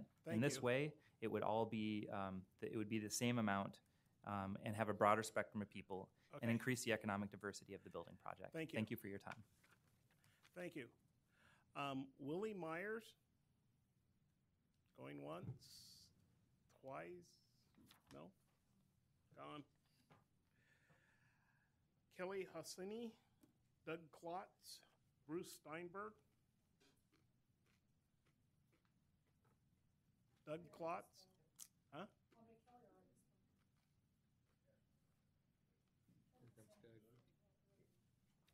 I have my 12 copies here. Did she put it in twice? My name is Bruce Sternberg. I am a resident of Eastmoreland neighborhood. I'm also an architect and planner and a member of the Land Use Committee, but I am not speaking on behalf of the Land Use Committee tonight. I am going to speak to the comprehensive plan goals and policies. I have 3 comments regarding that. First, under complete neighborhoods, the second paragraph, I'm just going to read portions of it and then what my concern and recommendation is. Comprehensive plan includes policies, projects, and land use changes to help create complete neighborhoods, and this is what I would like to add, and retain the features which contribute to their positive character. Second comment, under item 7, one size does not fit all. The policies state, as Portland grows in population and jobs, it will be essential to implement projects and programs that meet each specific needs. The comprehensive plan includes policies, projects, and land use changes that recognize that one size does not fit all. This is my proposed addition, and provides methods for neighborhoods to have a say in their development. Finally, in the section respect and enhance local context, I believe the description of the inner neighborhoods should have a reference to inner east side neighborhoods as a distinct and unique area of consideration. Thank you. Thank you. Doug? Hi, Doug Klotz, and I'm speaking here for myself. Thank you for this opportunity to testify on this day of the United Nations Climate Conference. I and others, including members of the Portland Neighbors for Sustainable Development, feel that much of this draft is headed in the right direction and will be a step towards slowing climate change on our planet. The first key direction in the comp plan draft is to create complete neighborhoods with shops and services and housing and good pedestrian environments. This plan attempts to increase the number of people living in these neighborhoods throughout the city and enhancing the number in inner neighborhoods. However, an important component of this plan is the willingness of the development sector to build the housing and mixed-use buildings that these neighborhoods will need. Constraints and other issues in eastern and western neighborhoods have meant that less building is happening in those sectors. In the inner neighborhoods, builders have been taking advantage of the mixed-use zoning, or current commercial zoning, to build the sort of complete neighborhoods the plan envisions. These improvements are helping create a low-carbon community, key direction 3, and reducing the need for driving in inner neighborhoods, and also making inner neighborhoods a better place to live with more shops and services within walking distance of the existing and new residents. Well, and as Sid mentioned, there are other issues, though. The Commission should ensure that future zoning and comp plan designations along corridors and in centers do not restrict or discourage this construction, which is key to achieving so many comp plan goals. The mixed-use zoning designations the mapping and the zoning, which is now being written, should allow at least as much development by right as the existing zoning and grant additional rights in trade for the inclusion of affordable housing. This seems to be the choices available to us in the affordable housing legal climate in the state. The commission should also look at the R1 zone, which is a good portion of the land along corridors and in centers. And compared to the CM and CS zones, almost no multifamily housing is being built in R1. And that, I believe, is because of the comparatively low intensity allowed. Rezoning the R1 areas to RH or redefining what is allowed in R1 would add valuable capacity in the neighborhoods where housing is in short supply and high demand. And I thank you for your consideration of these issues. Thank you. Next three, Ern Madden, Dean Petley, and Jeff Merowitz.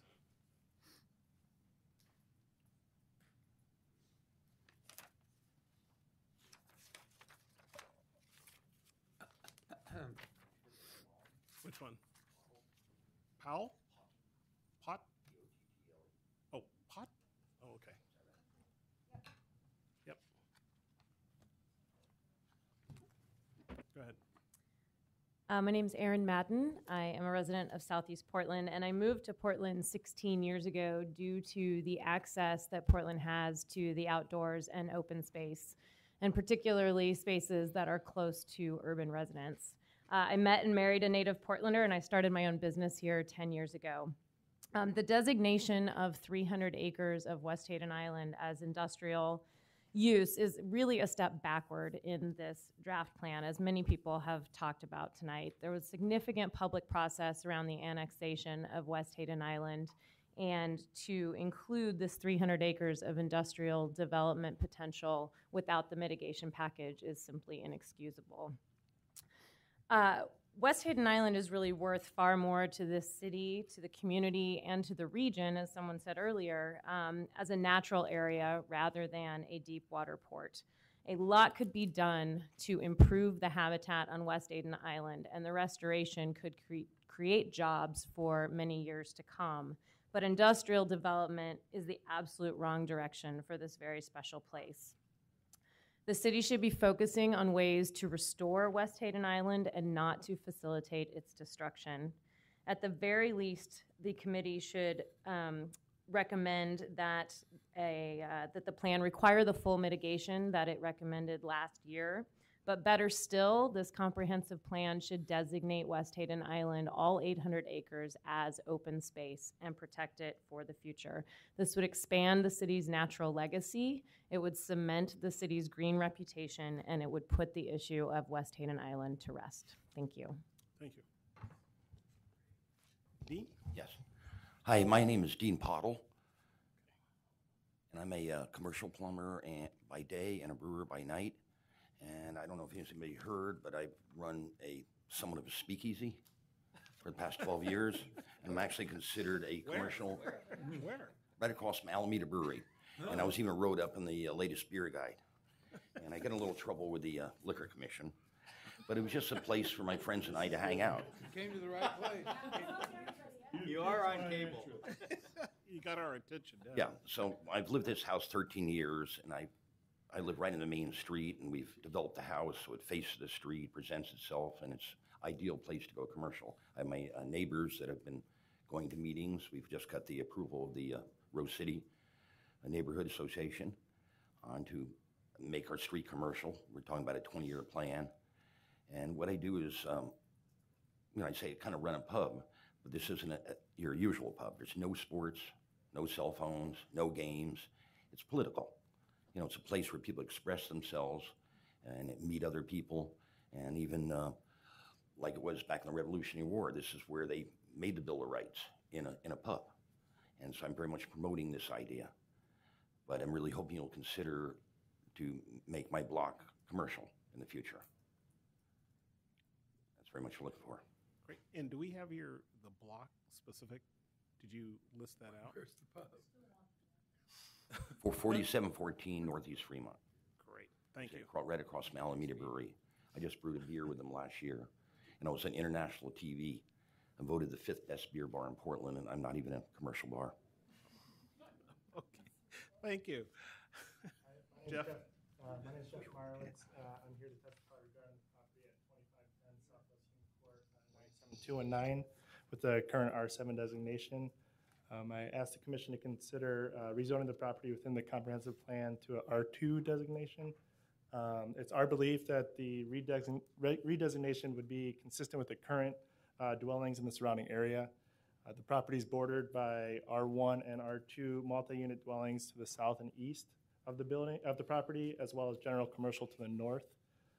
Further, there has recently been some multi-unit condominiums developed within 0.3 miles from the property as well.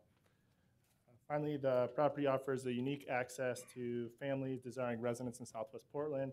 It's 0.2 of a mile from Barber Boulevard, within 100 feet from Multnomah Boulevard, and has access to TriMet, grocery stores, public schools, and parks within 1 mile from the property. Thank you for your time and consideration. Thank you.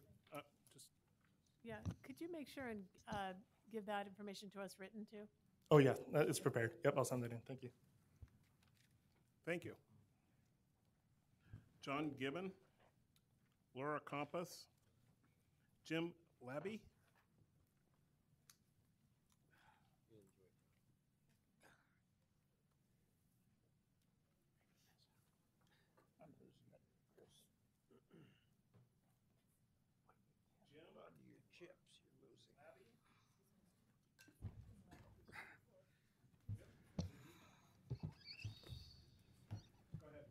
Oh, my name is Laura Campos. I live at 3419 Southwest 1st Avenue.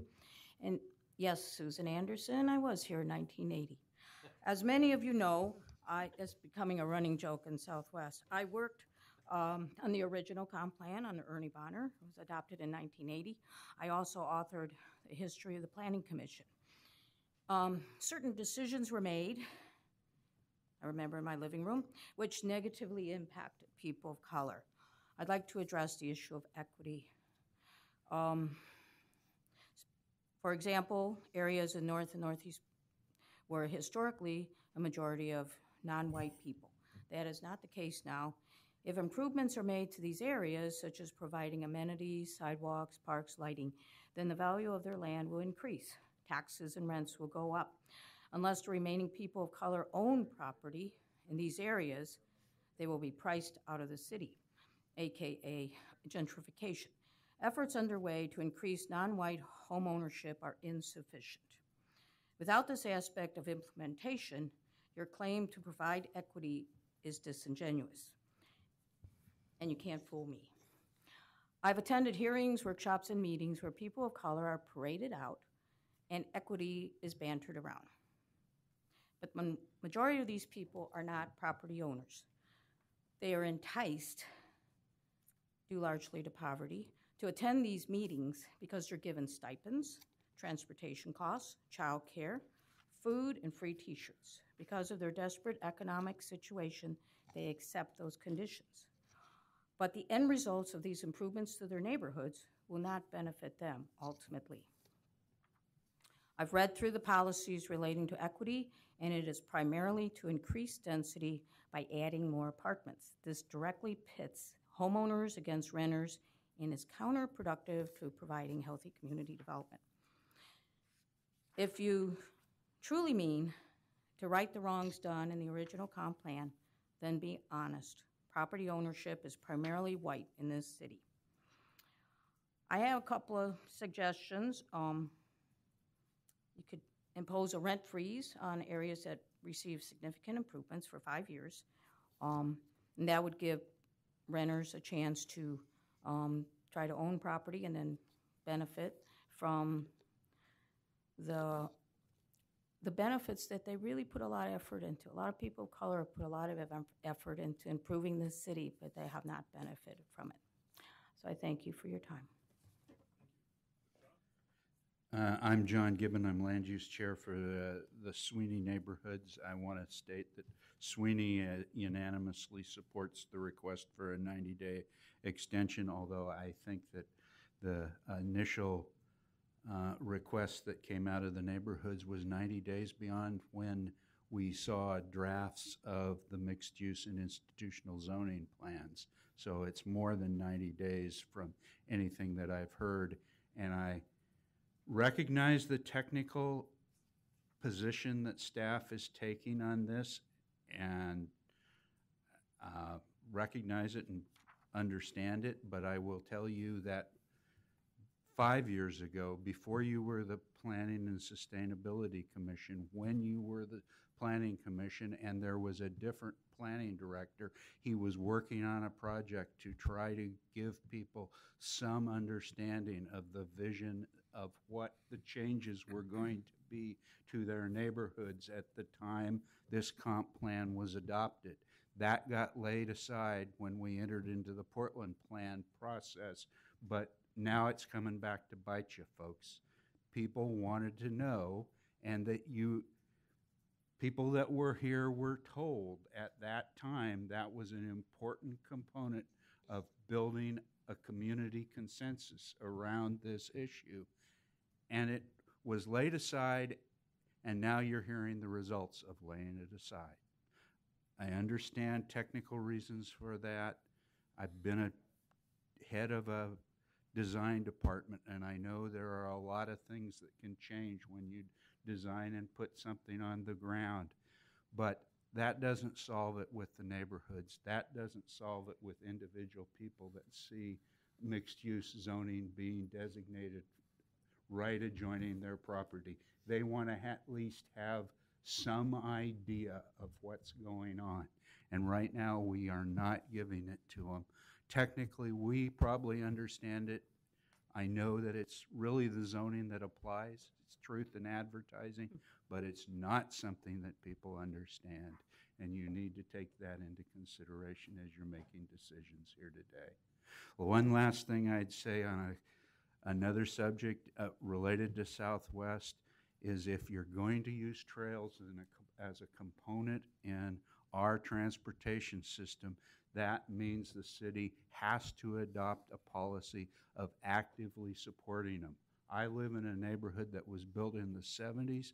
We're looking at a $100,000 rebuild of the trail system that was built, and the fact of the matter is a house was built on one end of the trail system that the city approved as part of a PUD, and on the other end, the city let 3 or 4 pathways between homes that were going to lead out of our neighborhood be closed off. So if you're going to commit to it, you got to back it up.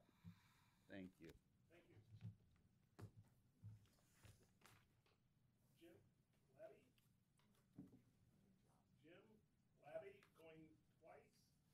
I think he's gone.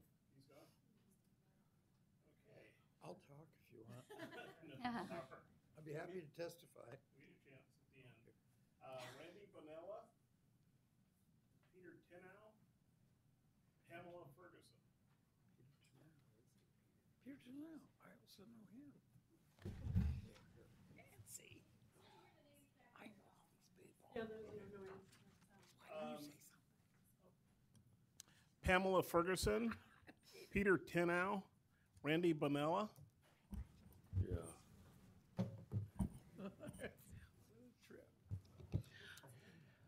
Should I Go start? ahead, Pamela.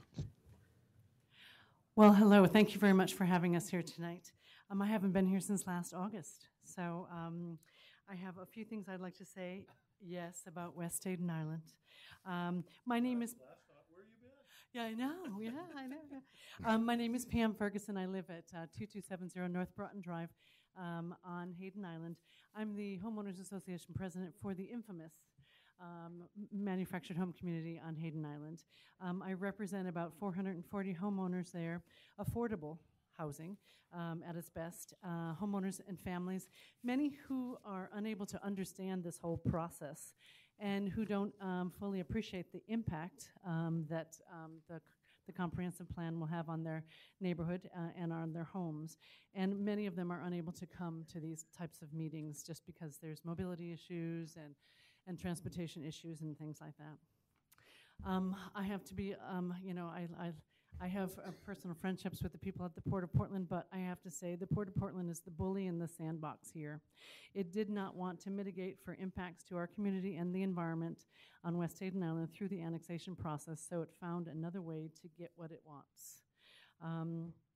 We, as the residents of the manufactured home community, a half a mile away from the proposed development, what are we going to get from the comprehensive plan if it moves forward as it is? We will be totally mistrusting of any public process in the future. We will have a loss of a valuable green space that can never be replaced. We will have a dirty, noisy, unhealthy neighbor. No real jobs for the people that live in the manufactured home community, I suspect. I mean, there's all this conversation about jobs, but I'm afraid. We'll have huge amounts of local traffic and a much lower resale value for our homes if we can resell them at all, because we're so close to the industrial development, and an unfair negative impact on our quality of life overall. Please don't let the Port of Portland be the bully in the sandbox. Take West Hayden Island out of the comprehensive plan. Thank you. Thank you. My name is Peter Tenno. For years now, West Hayden Island has been coveted by the Port of Portland for industrial development. It made good sense from their point of view. In the past, the city, in responsible consideration, took a broader perspective and arrived at a true evaluation of the site in question. This was expressed in the current zoning designation of West Hayden Island as open space. The reversal of that zoning from open space to industrial is a denial of the huge environmental value of the 300 acres as envisioned in the original picture. Once again, commercial interests have trumped the natural perspective and won in a somersault. We see it simply for what it is, the relentless exploitation of nature for development. How much longer can this continue until there is no nature to defend and when growth overall has finally won? We see the loss of natural habitat all around us. Once it was only the critters. Now we can see humans are not exempt. On a larger scale, we can see how this happens, one piece at a time, and here you have impending one more step in the decline of the natural order. It would be one thing if there were no alternatives to West Hayden Island, other sites for development, to start with brownfields.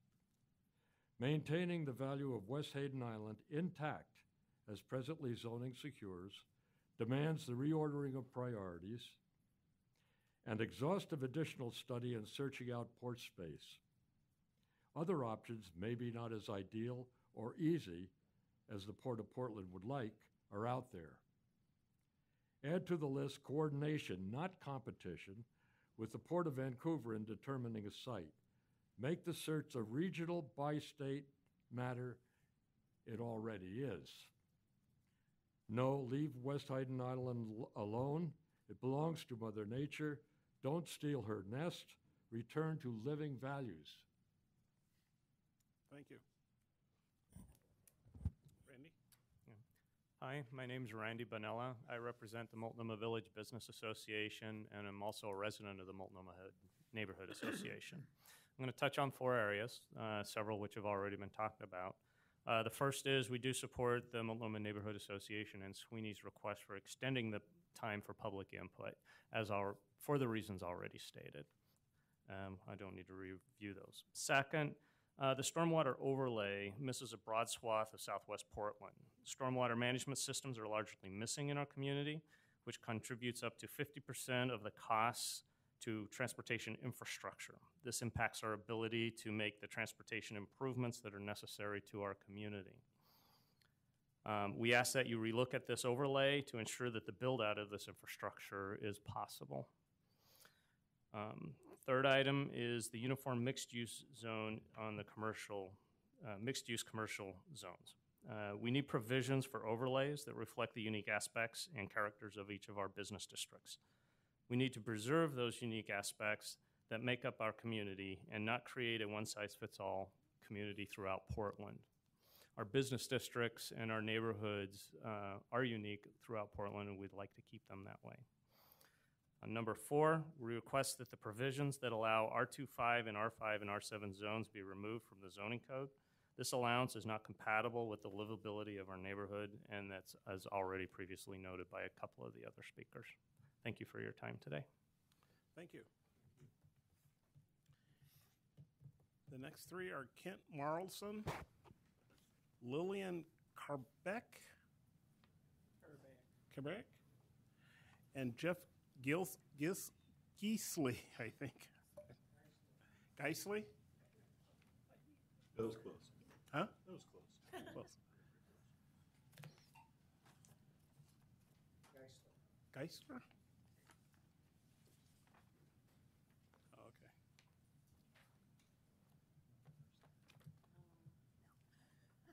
Okay.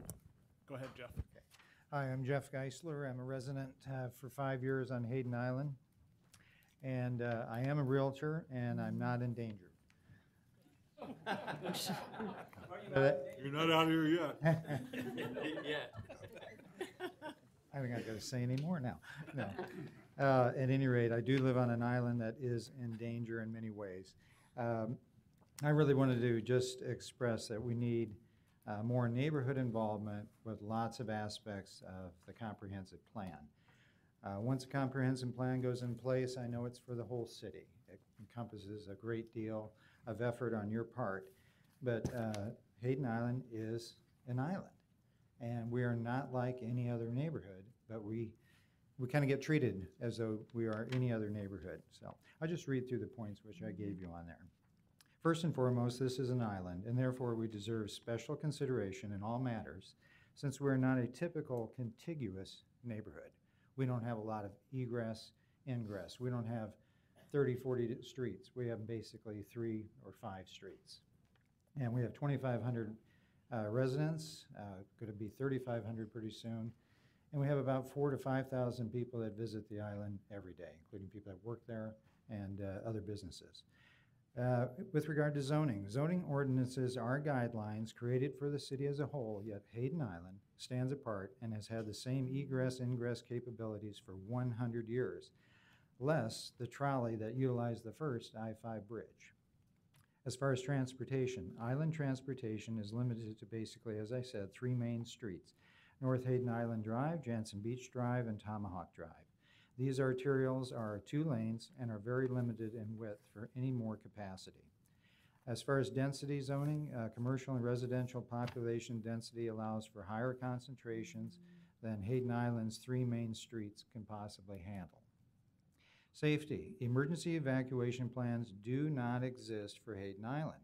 The only exit off the island is the I-5 system, which would have to accommodate 2,500 plus residents, and at least that number again for workers and visitors during the daytime hours. I don't have the exact numbers for that. As far as fire goes, the water pumping abilities for fire suppression are of limited capacity, as exemplified by the Thunderbird fire, which took about a week to put out. We do not have high pumping capacity. Air quality. Hayden Island has significant air pollution that's caused by diesel emissions from ships, airplanes, commercial trucks, automobile, and the air quality already exceeds EPA standards by 300%. I put a notation here that could be 3,000%, according to the information we received during the CRC studies. Finally, the Hayden Island Plan and previous guidelines affecting our neighborhood were based in a large part to a successful Columbia River Crossings Bridge and the infrastructure that came with it. I'll be 1 second. Though the CRC was not implemented, most of the beneficial to the island elements were already eliminated, such as an expanded Tomahawk Island Drive, a park, light rail station, a higher capacity off-ramp for I-5. Therefore, 300 acres of West Hayden Island cannot possibly be included for industrial development with all the infrastructure inadequacies that exist on Hayden Island. Thank you. Okay, thank you. Lillian? So I'm Lillian Carbeck, 2441 Northeast Flanders, 97232. And I'm here as a representative for Code for Portland, which is an organization that is volunteers that work with civic data to create really awesome things using Portland's data. And I want to show support for an open data policy to be adopted into the comprehensive plan. The City of Portland is a leader nationally and internationally in having an open data resolution that was passed in 2009.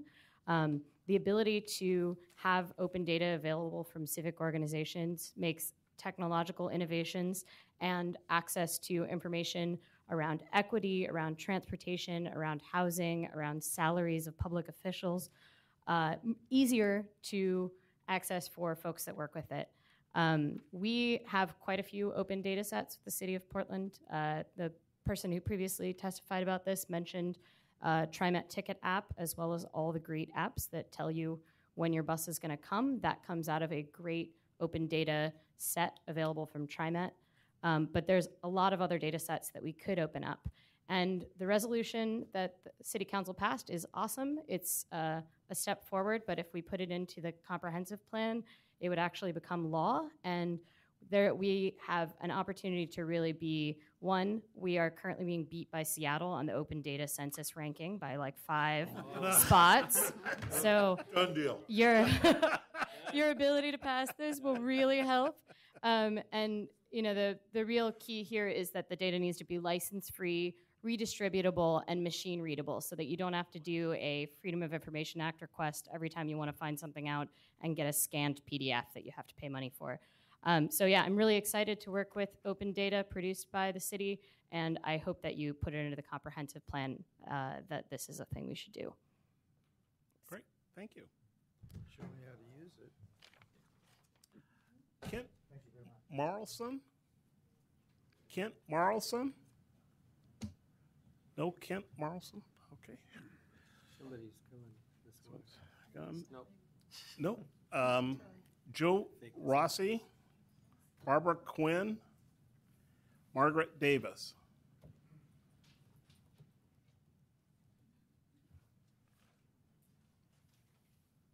Barbara Quinn, Margaret Davis.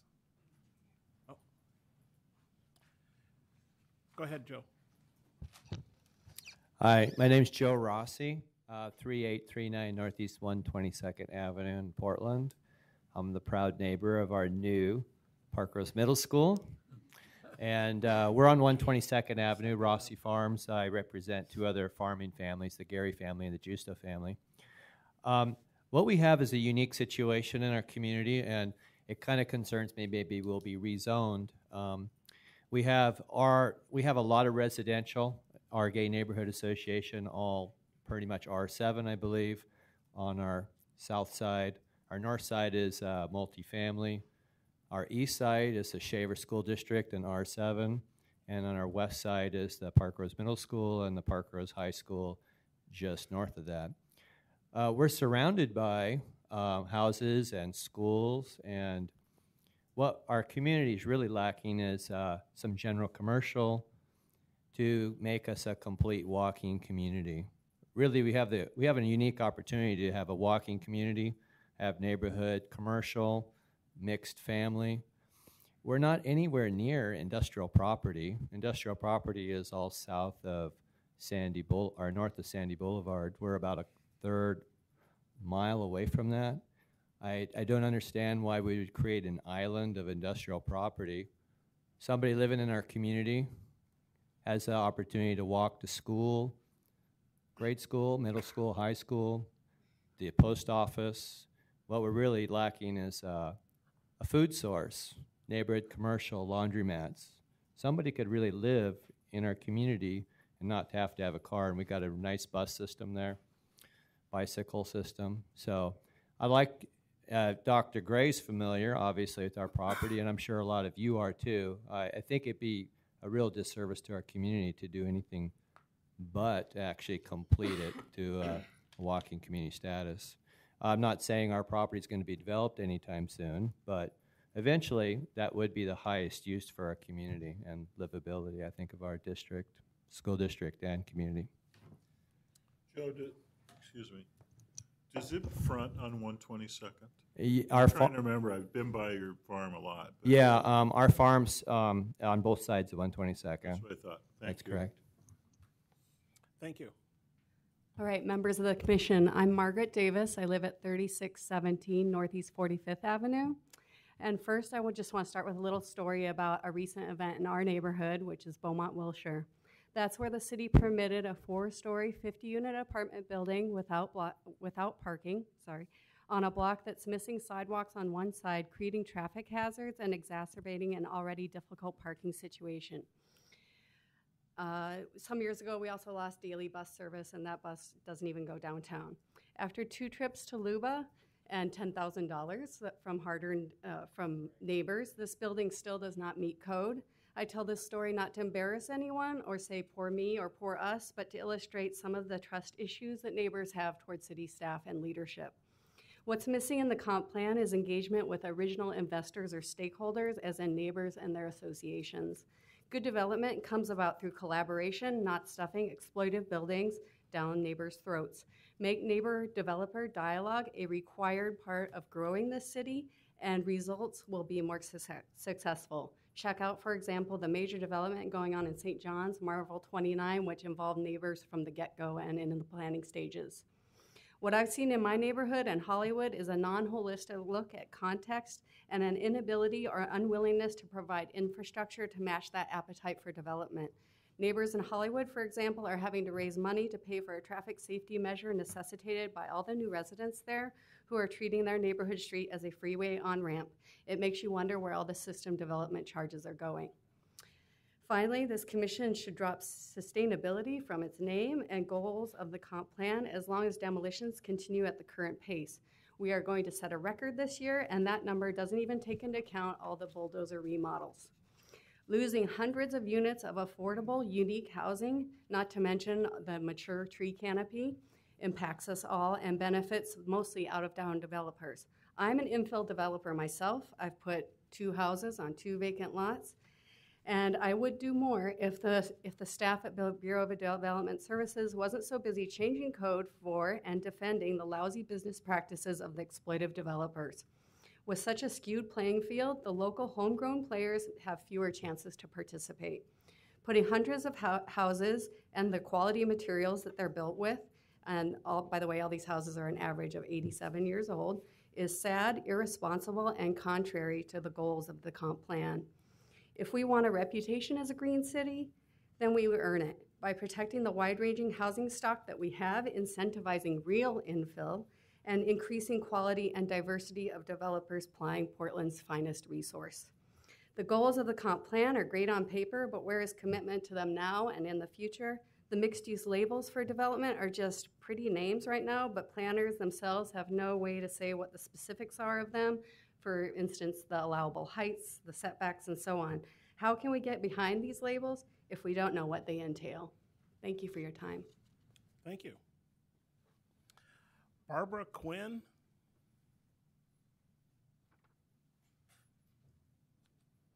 Thank you. My name is Barbara Quinn. I'm from the St. John's neighborhood, the executive director of Friends of Baltimore Woods, but I'm speaking for myself. I would like to comment about the proposed 300-acre rezoning of West Hayden Island for industrial use.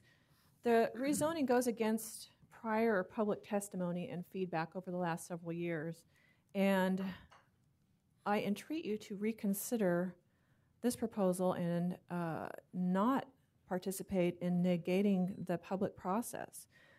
West Hayden Island offers essential green space and shallow water habitat. We don't have that much of it left in North Portland. We need what kinds of good quality remnant spaces we have. Instead, I would propose, as I'm sure previous people did, making industrial and manufacturing sites from existing brownfield sites and not necessarily only in North Portland. It would be good if we could reuse these sites throughout the city.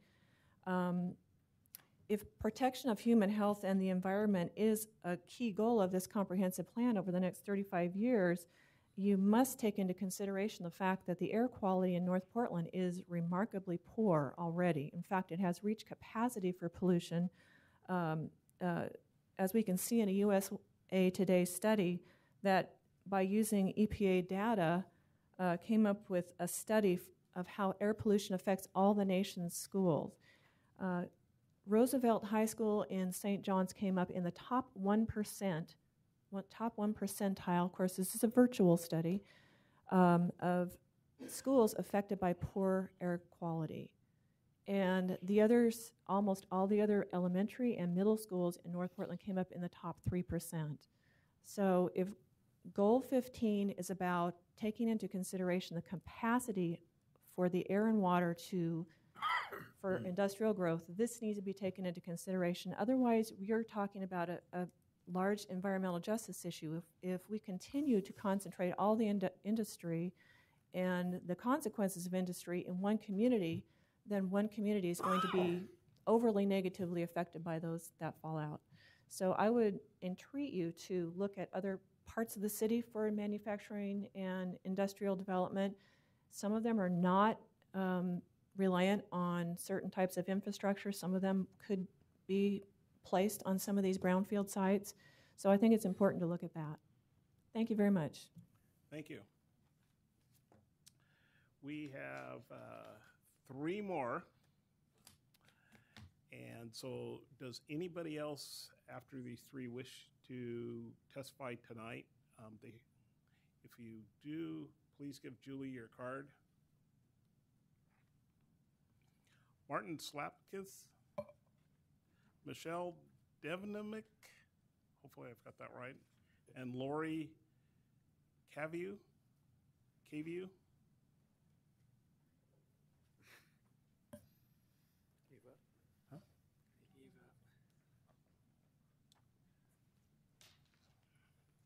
Roger Averbeck,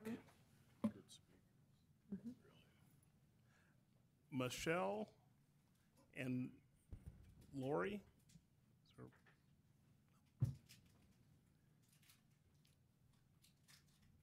Go ahead.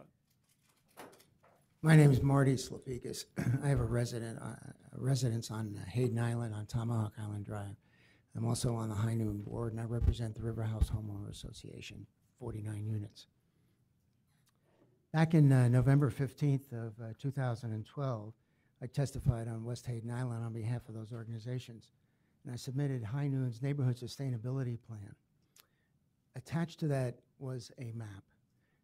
Mr. Geisler referred to it probably inadvertently, but it shows Hayden Island is in fact an island, and we only have one ingress on that island.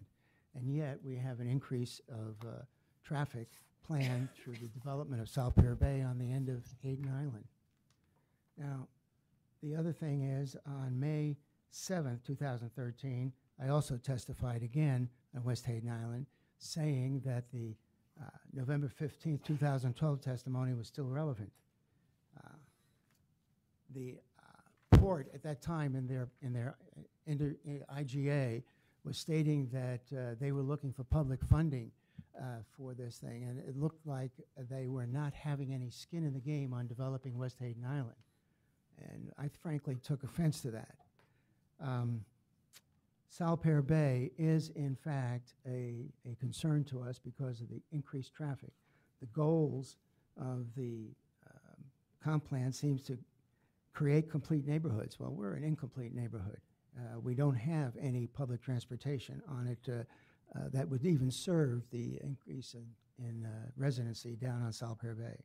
Improve natural areas and open spaces. Well, that's exactly what we're about as far as West Hayden Island is concerned. We'd like to see that develop as a natural area and open space. Provide reliable infrastructure to equitably serve all parts of our island would be nice. One size does not fit all, and that's very true as far as the island is concerned. It's a very unique island. We are still impacted by the potential impact of West Hayden Island. We still have Lottery Row that we're contending with. We still have an increase in crime, or excuse me, increase of traffic. And now we're looking at the development on the east end of Terminal 6 of a propane development. And that seems, there is no, as Mr. Geisler pointed out, there is no emergency evacuation plan should anything happen. And we'd like some help on that. That sustainability plan that I submitted back in 2012 was asking all people, all politicians, anybody, to be our lobbyists to help that island develop. And I'd like to see that happen. You can refer back to those testimonies. Thank you very much. Thank you. Roger? Is that on? Great. I'm Roger Averbeck. As a volunteer, I serve as chair of Southwest Neighborhoods, Inc. Transportation Committee. And one of the things I do as a volunteer is try to encourage the neighborhood representatives that are on my committee to read the comp plan, the draft, to look at the map app, and to go back to their own constituencies and try to develop some comments and concerns in their own areas of expertise. I'd like to share with you a frustration that I've had recently in this process is working with the map app, and I've shared this with staff at the recent open house. Currently, you have 3 layers in there: land use, transportation, and the infrastructure, and you can't really do the overlays at the same time. So what I've been trying to do in my own community is take a broader, higher level look and see where the areas, the new areas, they'll be designated as centers and corridors, and whether or not there's a corresponding project on the TSP that will support this. And it's not true in all cases, and obviously there's a clear need for that. We're not going to be able to depend on private development to do the extremely expensive transportation infrastructure and stormwater infrastructure investments there to create complete neighborhoods in these areas. And I'm trying to get the people in my neighborhoods to look at this and consider their own areas. You know, we're still have some unknowns here with the mixed use zones that are not clearly defined, the parking policy that has yet to be worked out. And so I will continue to work as a volunteer to try and help mentor our neighborhood people to develop their own positions, and then also work within my coalition to arrive at some more complete and official comments in the future, near future. But I appreciate your concern, and I hope that you'll encourage staff to make these tools that you've given us as easy as possible to use for the people that really doing this on their own time. Thank you. Thank you. Michelle Devlamick, is she here? Nope. Is there anybody else that wishes to testify tonight?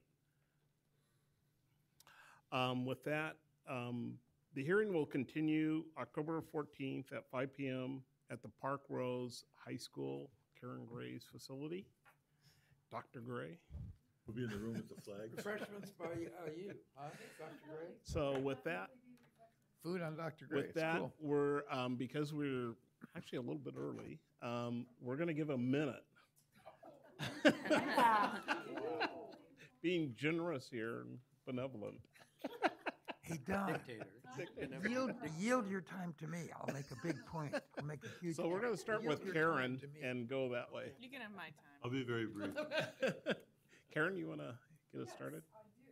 And so start timing me because I'm Um, superintendent and I know how to talk. So what I've been doing is kind of categorizing. I write down all the testimony, so I always collect all of it. And I go home and I categorize it myself. So I like to see kind of where the pieces are flowing. Turn on your mic. And so I also have 8 questions that I'm going to pass on to staff, but I will only speak to one since I only have about 30 seconds left. And I'm fascinated by the technology questions. And also something that's coming up in my neighborhood is about broadband equity. And so I'm wondering where, I have many questions, but I'm wondering where that one is. And I love the idea of the open data because as a superintendent working with 8 other school districts, this is a huge issue, and I would love to have that conversation. I was the kind of student who used the Cliff Notes, so I do not keep as detailed notes as Karen. But I noted a few things that sort of caught my attention. One is, what can we do in the way of policies in this comp plan to accelerate the brownfield reclamation? Because it seems to me that that's going to be a key piece in solving our industrial land supply, while protecting as much of our greenfield and natural space as we can.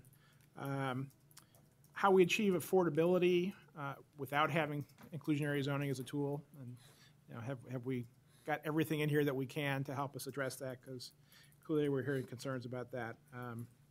This is probably not really a comp plan question, but after the testimony tonight, I'm curious what role the city will have in the permitting or whatever for the propane terminal at the port. So I'm just curious to know what our role in that is.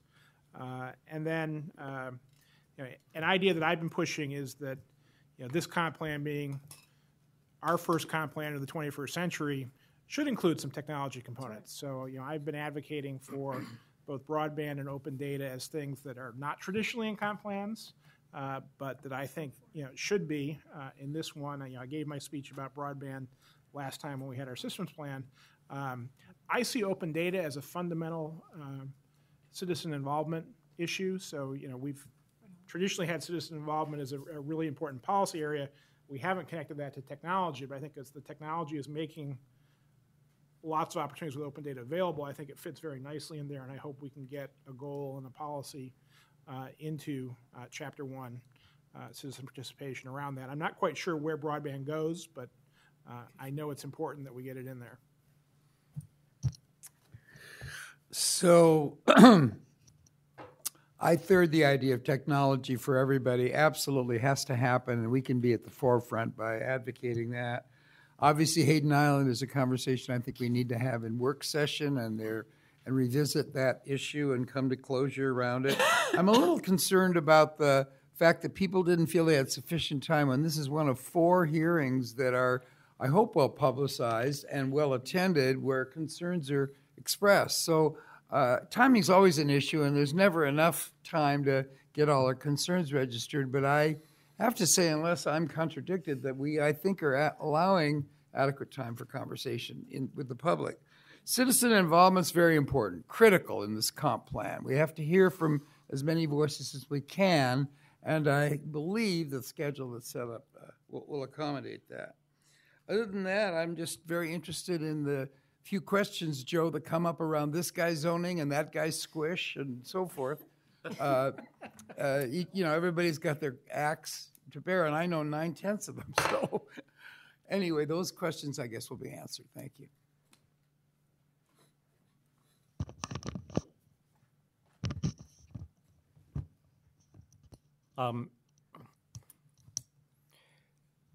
As I've gone through the plan, I think I see a lot that I really like. I think it's visionary. I think it's largely coherent and consistent. Visionary, perhaps in some areas even radical. So I want to give those compliments. Some of the things that I think we need to really dwell on are some of the housing issues, and in particular, I didn't see a lot of advocacy in the plan around housing for families or child-rearing status. West Hayden Island, I'll just leave it with those 3 words. We need to come back. We should talk about that forever. Which 3 words were you from? We already have. Oh, yeah. I think the transportation hierarchy,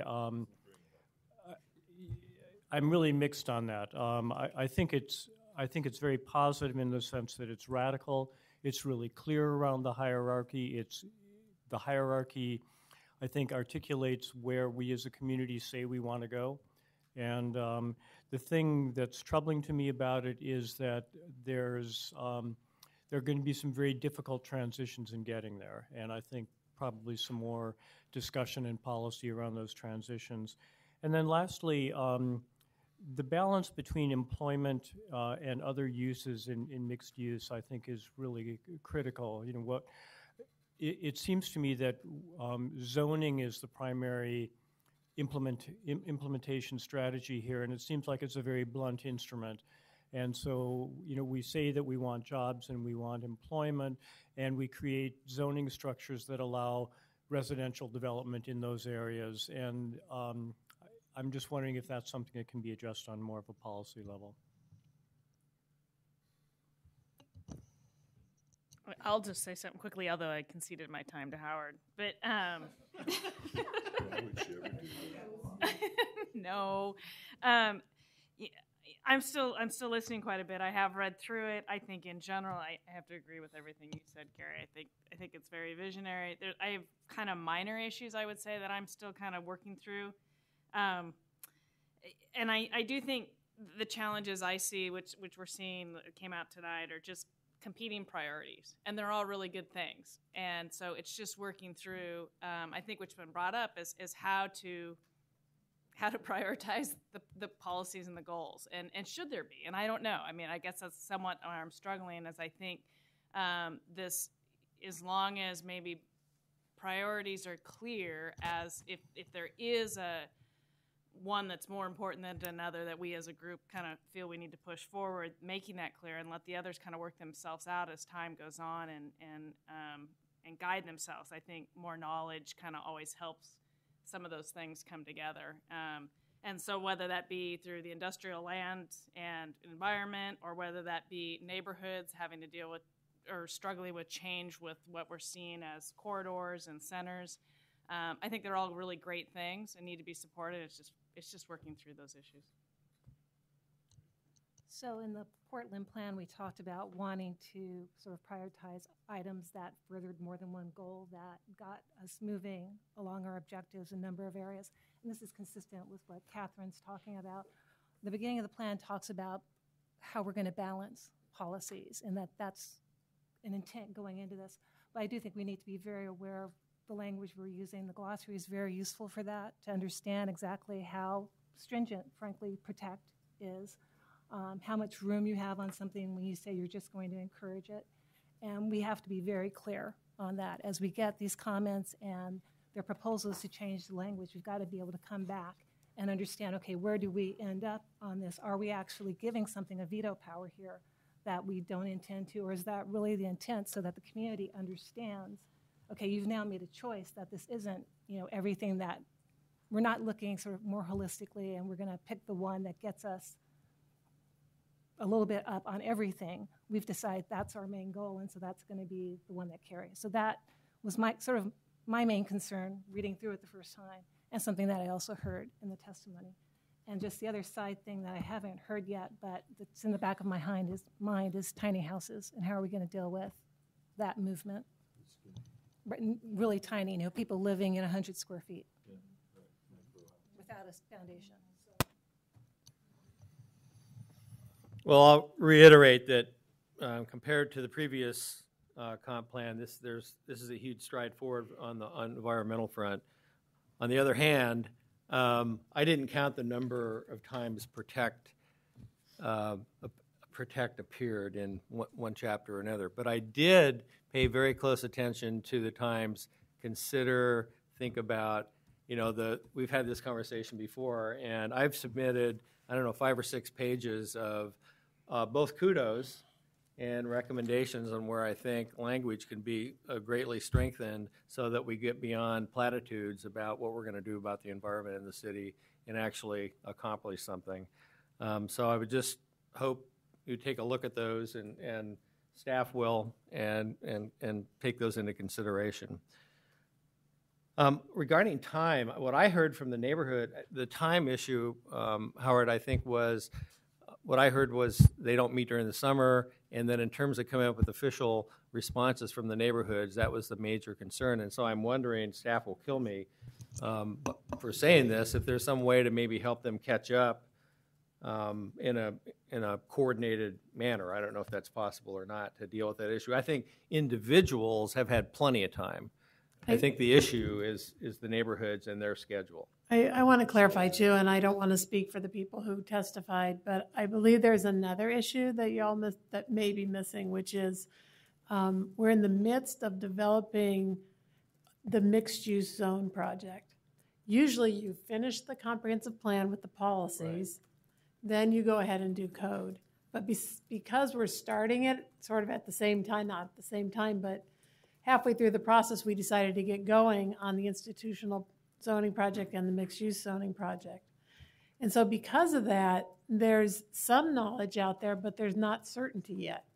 And so many people are wondering, what does the mixed-use zones really mean? What will it mean? How will it be different in my neighborhood versus that neighborhood? You know, what are the different zones going to be? And so there may be an opportunity, and what we're hoping to do is clarify the definitions of those mixed-use zones way before you're ever voting on the comprehensive plan.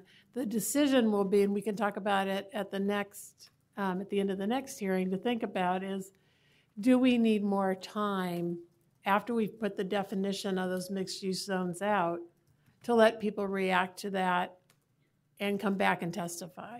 And will there be enough time to do that? And so I will clarify when we can actually get those definitions out, and then when and how much time people will have to react to that, and whether or not at that point you decide, well, we need another month or two to make this happen. You can decide at that point. Susan, I heard the same issue around parking and the campus zoning. Do you feel the same way about those, or are those different? I didn't hear it as clearly on institutional, but we can take a look at that. Parking, the transportation department is, in concert with us, is working on a parking management plan for the entire city, and that will not be done, you know, in any kind of a timely way related to this. It will need to rely on the policies that are in here in terms of when we're adopting it. And the policies give guidance to the zoning, and I just want you to remember that as we're doing this. So we could do it without clarification, but I do think it will be richer and better decision-making if we're able to clarify those definitions, since we're halfway through it and partway into it. So we'll give you a timeline to see how we can do that. And then affordable housing. When we started the Coalition for a Livable Future in '94, that was specifically created to ensure that we're looking at green spaces, affordable housing, social justice, et cetera, et cetera. So I have an interest in that, and to that end, I did seek out some folks who are working on affordable housing issues, Portland Housing Center and others, and I included some of their feedback in my comments. So, and in '94, we really made a run at Metro to actually get mandatory inclusionary zoning in the region. We were told, no, we'll create a regional advisory committee and then come back and revisit it later. And I do think, and it is in the comp plan as an action item to look at the legislature and see if we can't attack that issue. And I think it's really critical. The last two, you won't be surprised. I wanted to start with the others first because I think West Hayden Island is a huge issue. And frankly, based on the work that we did, either it should just be taken off the table altogether, in my opinion, or we better make damn sure that, and I've been told that the legal staff of the city has all sorts of problems with this, we need to memorialize in the comp plan exactly what we said we wanted out of that package that we worked so long and hard to achieve. So one or the other, it either comes off entirely or we make damn sure that that language is in the comp plan that makes it very clear what level of mitigation is going to occur. And the zoning, I mean, the big shocker for a lot of people and the big red flag was looking at that map and the entire island's blue for jobs. That obviously got people, including myself, pretty exercised. So we're going to have a major conversation about that, and along with it, and on Tuesday, I talk with one staff person or somebody from council or a land use planning expert, and I'm told, the city of Portland has every right to tell Metro and tell DLCD, we cannot achieve what we've been assigned with regard to industrial lands, and we just have to stand up as a city and say, we're not going there. We are not going to trash the environment to achieve some objective that we were given 15 years ago. Please, do not clap. Just let him finish his comments. So addressing this Goal 9 issue and Goal 9 versus environmental concerns is something we're going to have to wrestle with, and the city's going to have to wrestle with. If not this time, next time around, because we are landlocked. there just simply is no more land. And I guess the question is, are we going to consume neighborhoods? Are we going to consume more natural resources the next time around as well? And that is a huge philosophical and legal land use planning conundrum we have to address. We cannot escape it. Mike, when you say off the table, what does that mean? Pardon? When you say take West Hayden Island off the table, what would that mean?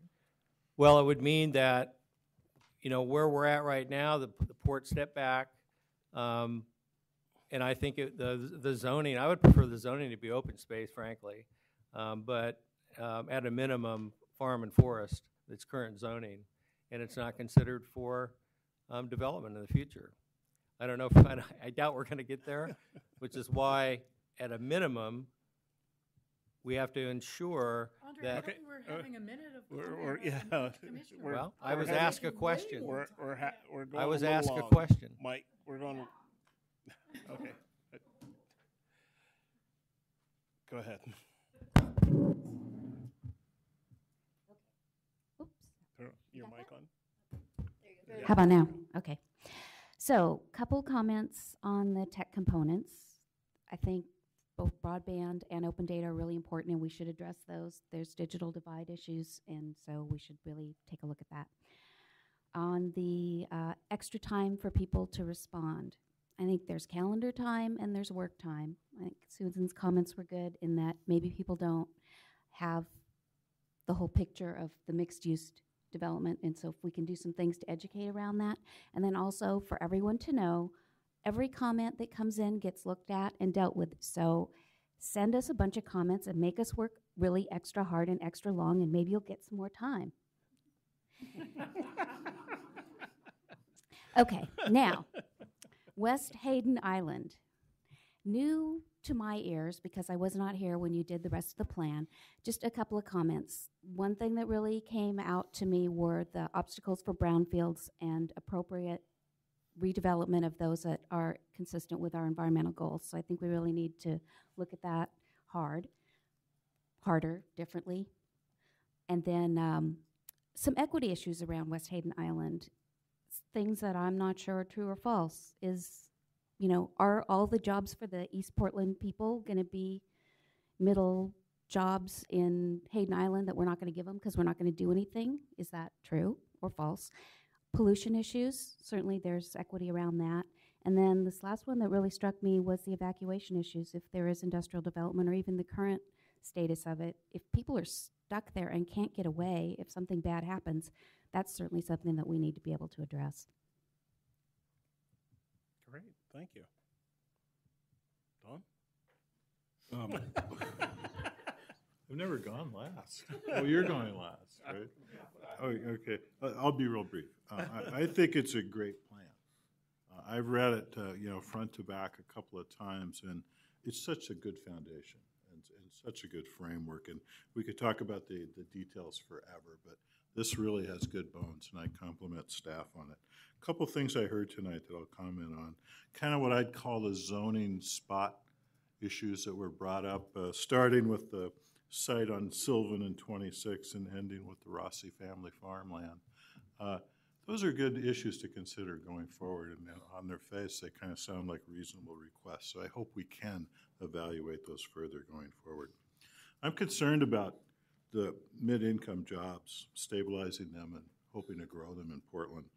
And I'm real interested in the brownfields and how we can make those more feasible to develop. What kind of programs are available to kind of provide a funding gap to make those happen? And we have to ask ourselves, are we over-regulating those sites? Because we're always going to be told we're over-regulating them. We need to ask ourselves that question and make sure we're being balanced in our approach. The campus institutional zone, the concern I heard that compatibility with surrounding uses might not be considered high enough concerns me. Because I know in the past, conditional use permits have really stressed compatibility as an approval criteria. So I want to make sure that that's still in place. And West Hayden Island, I promised myself I wasn't going to talk about that tonight, and that I was just going to listen. And I'm breaking my promise, Howard, exactly. But my only question is this. Is it practical to add the IGA into the mix here. A, can we do that? And B, if we don't do that, does the whole thing go back to square one? That's my question. And I'm going to stop right there. Good question. I would say first that the plan is very visionary, and with that, we started that vision in the Portland plan, and we started it by including health as an equity.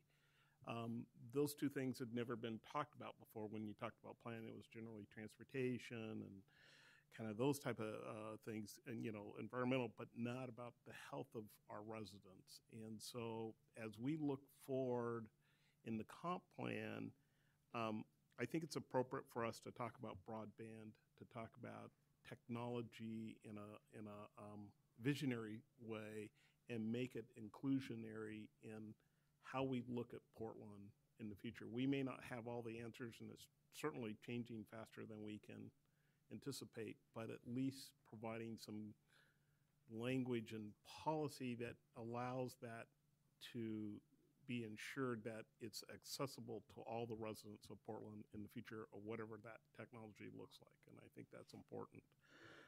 So that would include broadband, open data, and whatever else that someone dreams up. The other things that I heard are brownfields, but I would put that in a context of prosperity. And prosperity for who? And when I say who, is that for lower income, middle income, or higher income? And where is that prosperity occurring in our city? In terms of land use, whether or not it's Hayden Island or brownfields or whatever, where is it occurring, and how does that connect with people and where they live? And so I'm interested in the prosperity. How do we create those jobs, and who do we create them for, and where do the people live relative to those jobs? The other thing that interested me was the conversation around institutions, and I think Don put it well, is what are we doing around institutions for not the institution, but for the neighborhood?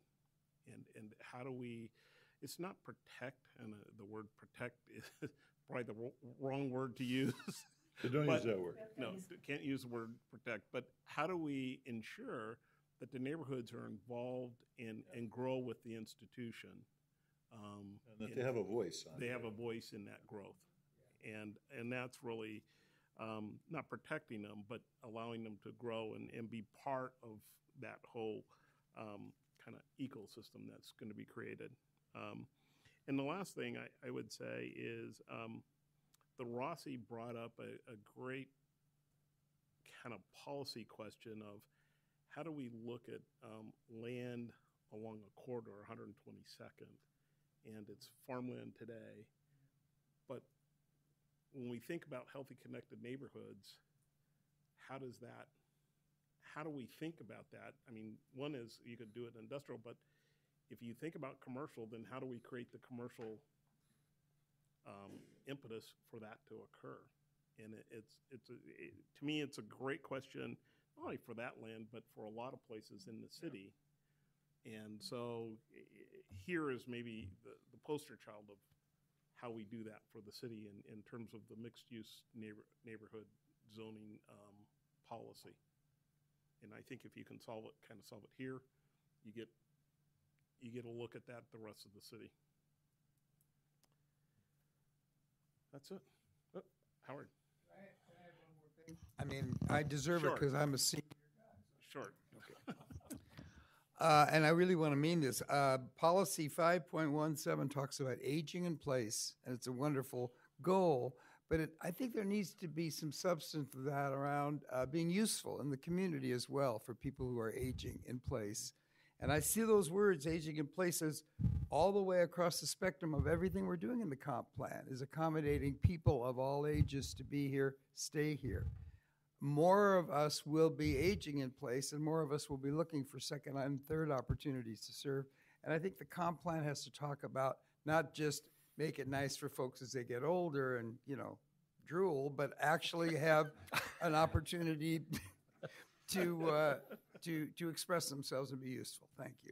Thank you, Art. And my apologies to Dr. Gray, but I'm going to bring up one more point, and that is noise. I'm glad somebody brought it up tonight. It's a huge health issue and quality of life issue, and I hope through this process we can start thinking about some specific policies that are focused on noise, not just with respect to neighborhoods, but there may be actually areas of the city, and we've had some conversations with the noise ordinance officer where it's considered not a noise-free zone, but there are special areas that should be more controlled with regard to what kind of noise is allowed there.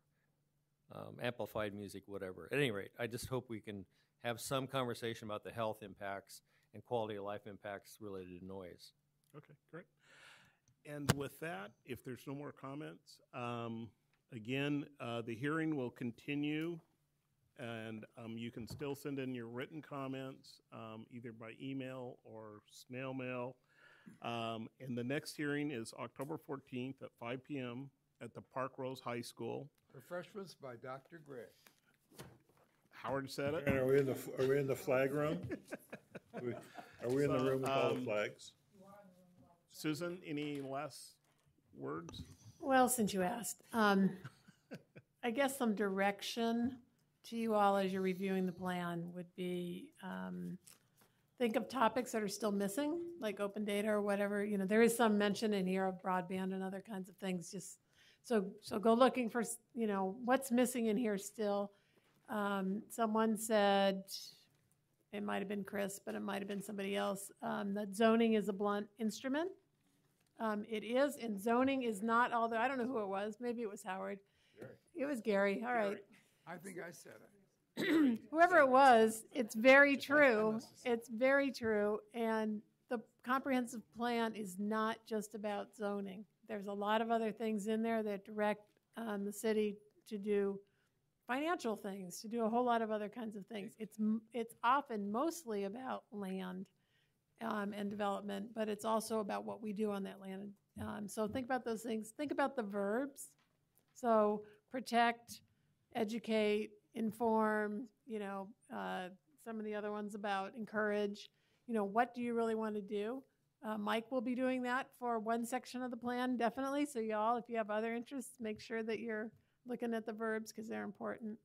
And then some of you gave really specific ideas just right now, and we wrote them all down. But if you can begin, like, for example, the aging in place, you're the best one really to sit down and write some words that would be really great language to put in the plan to address beyond just the living situation, but what seniors are doing. That'd be great. Thank you. Thank you. Great. And with that, we are adjourned, and we'll see you on October 14th at 5 p.m. Park Rose High School. Thanks, Roger.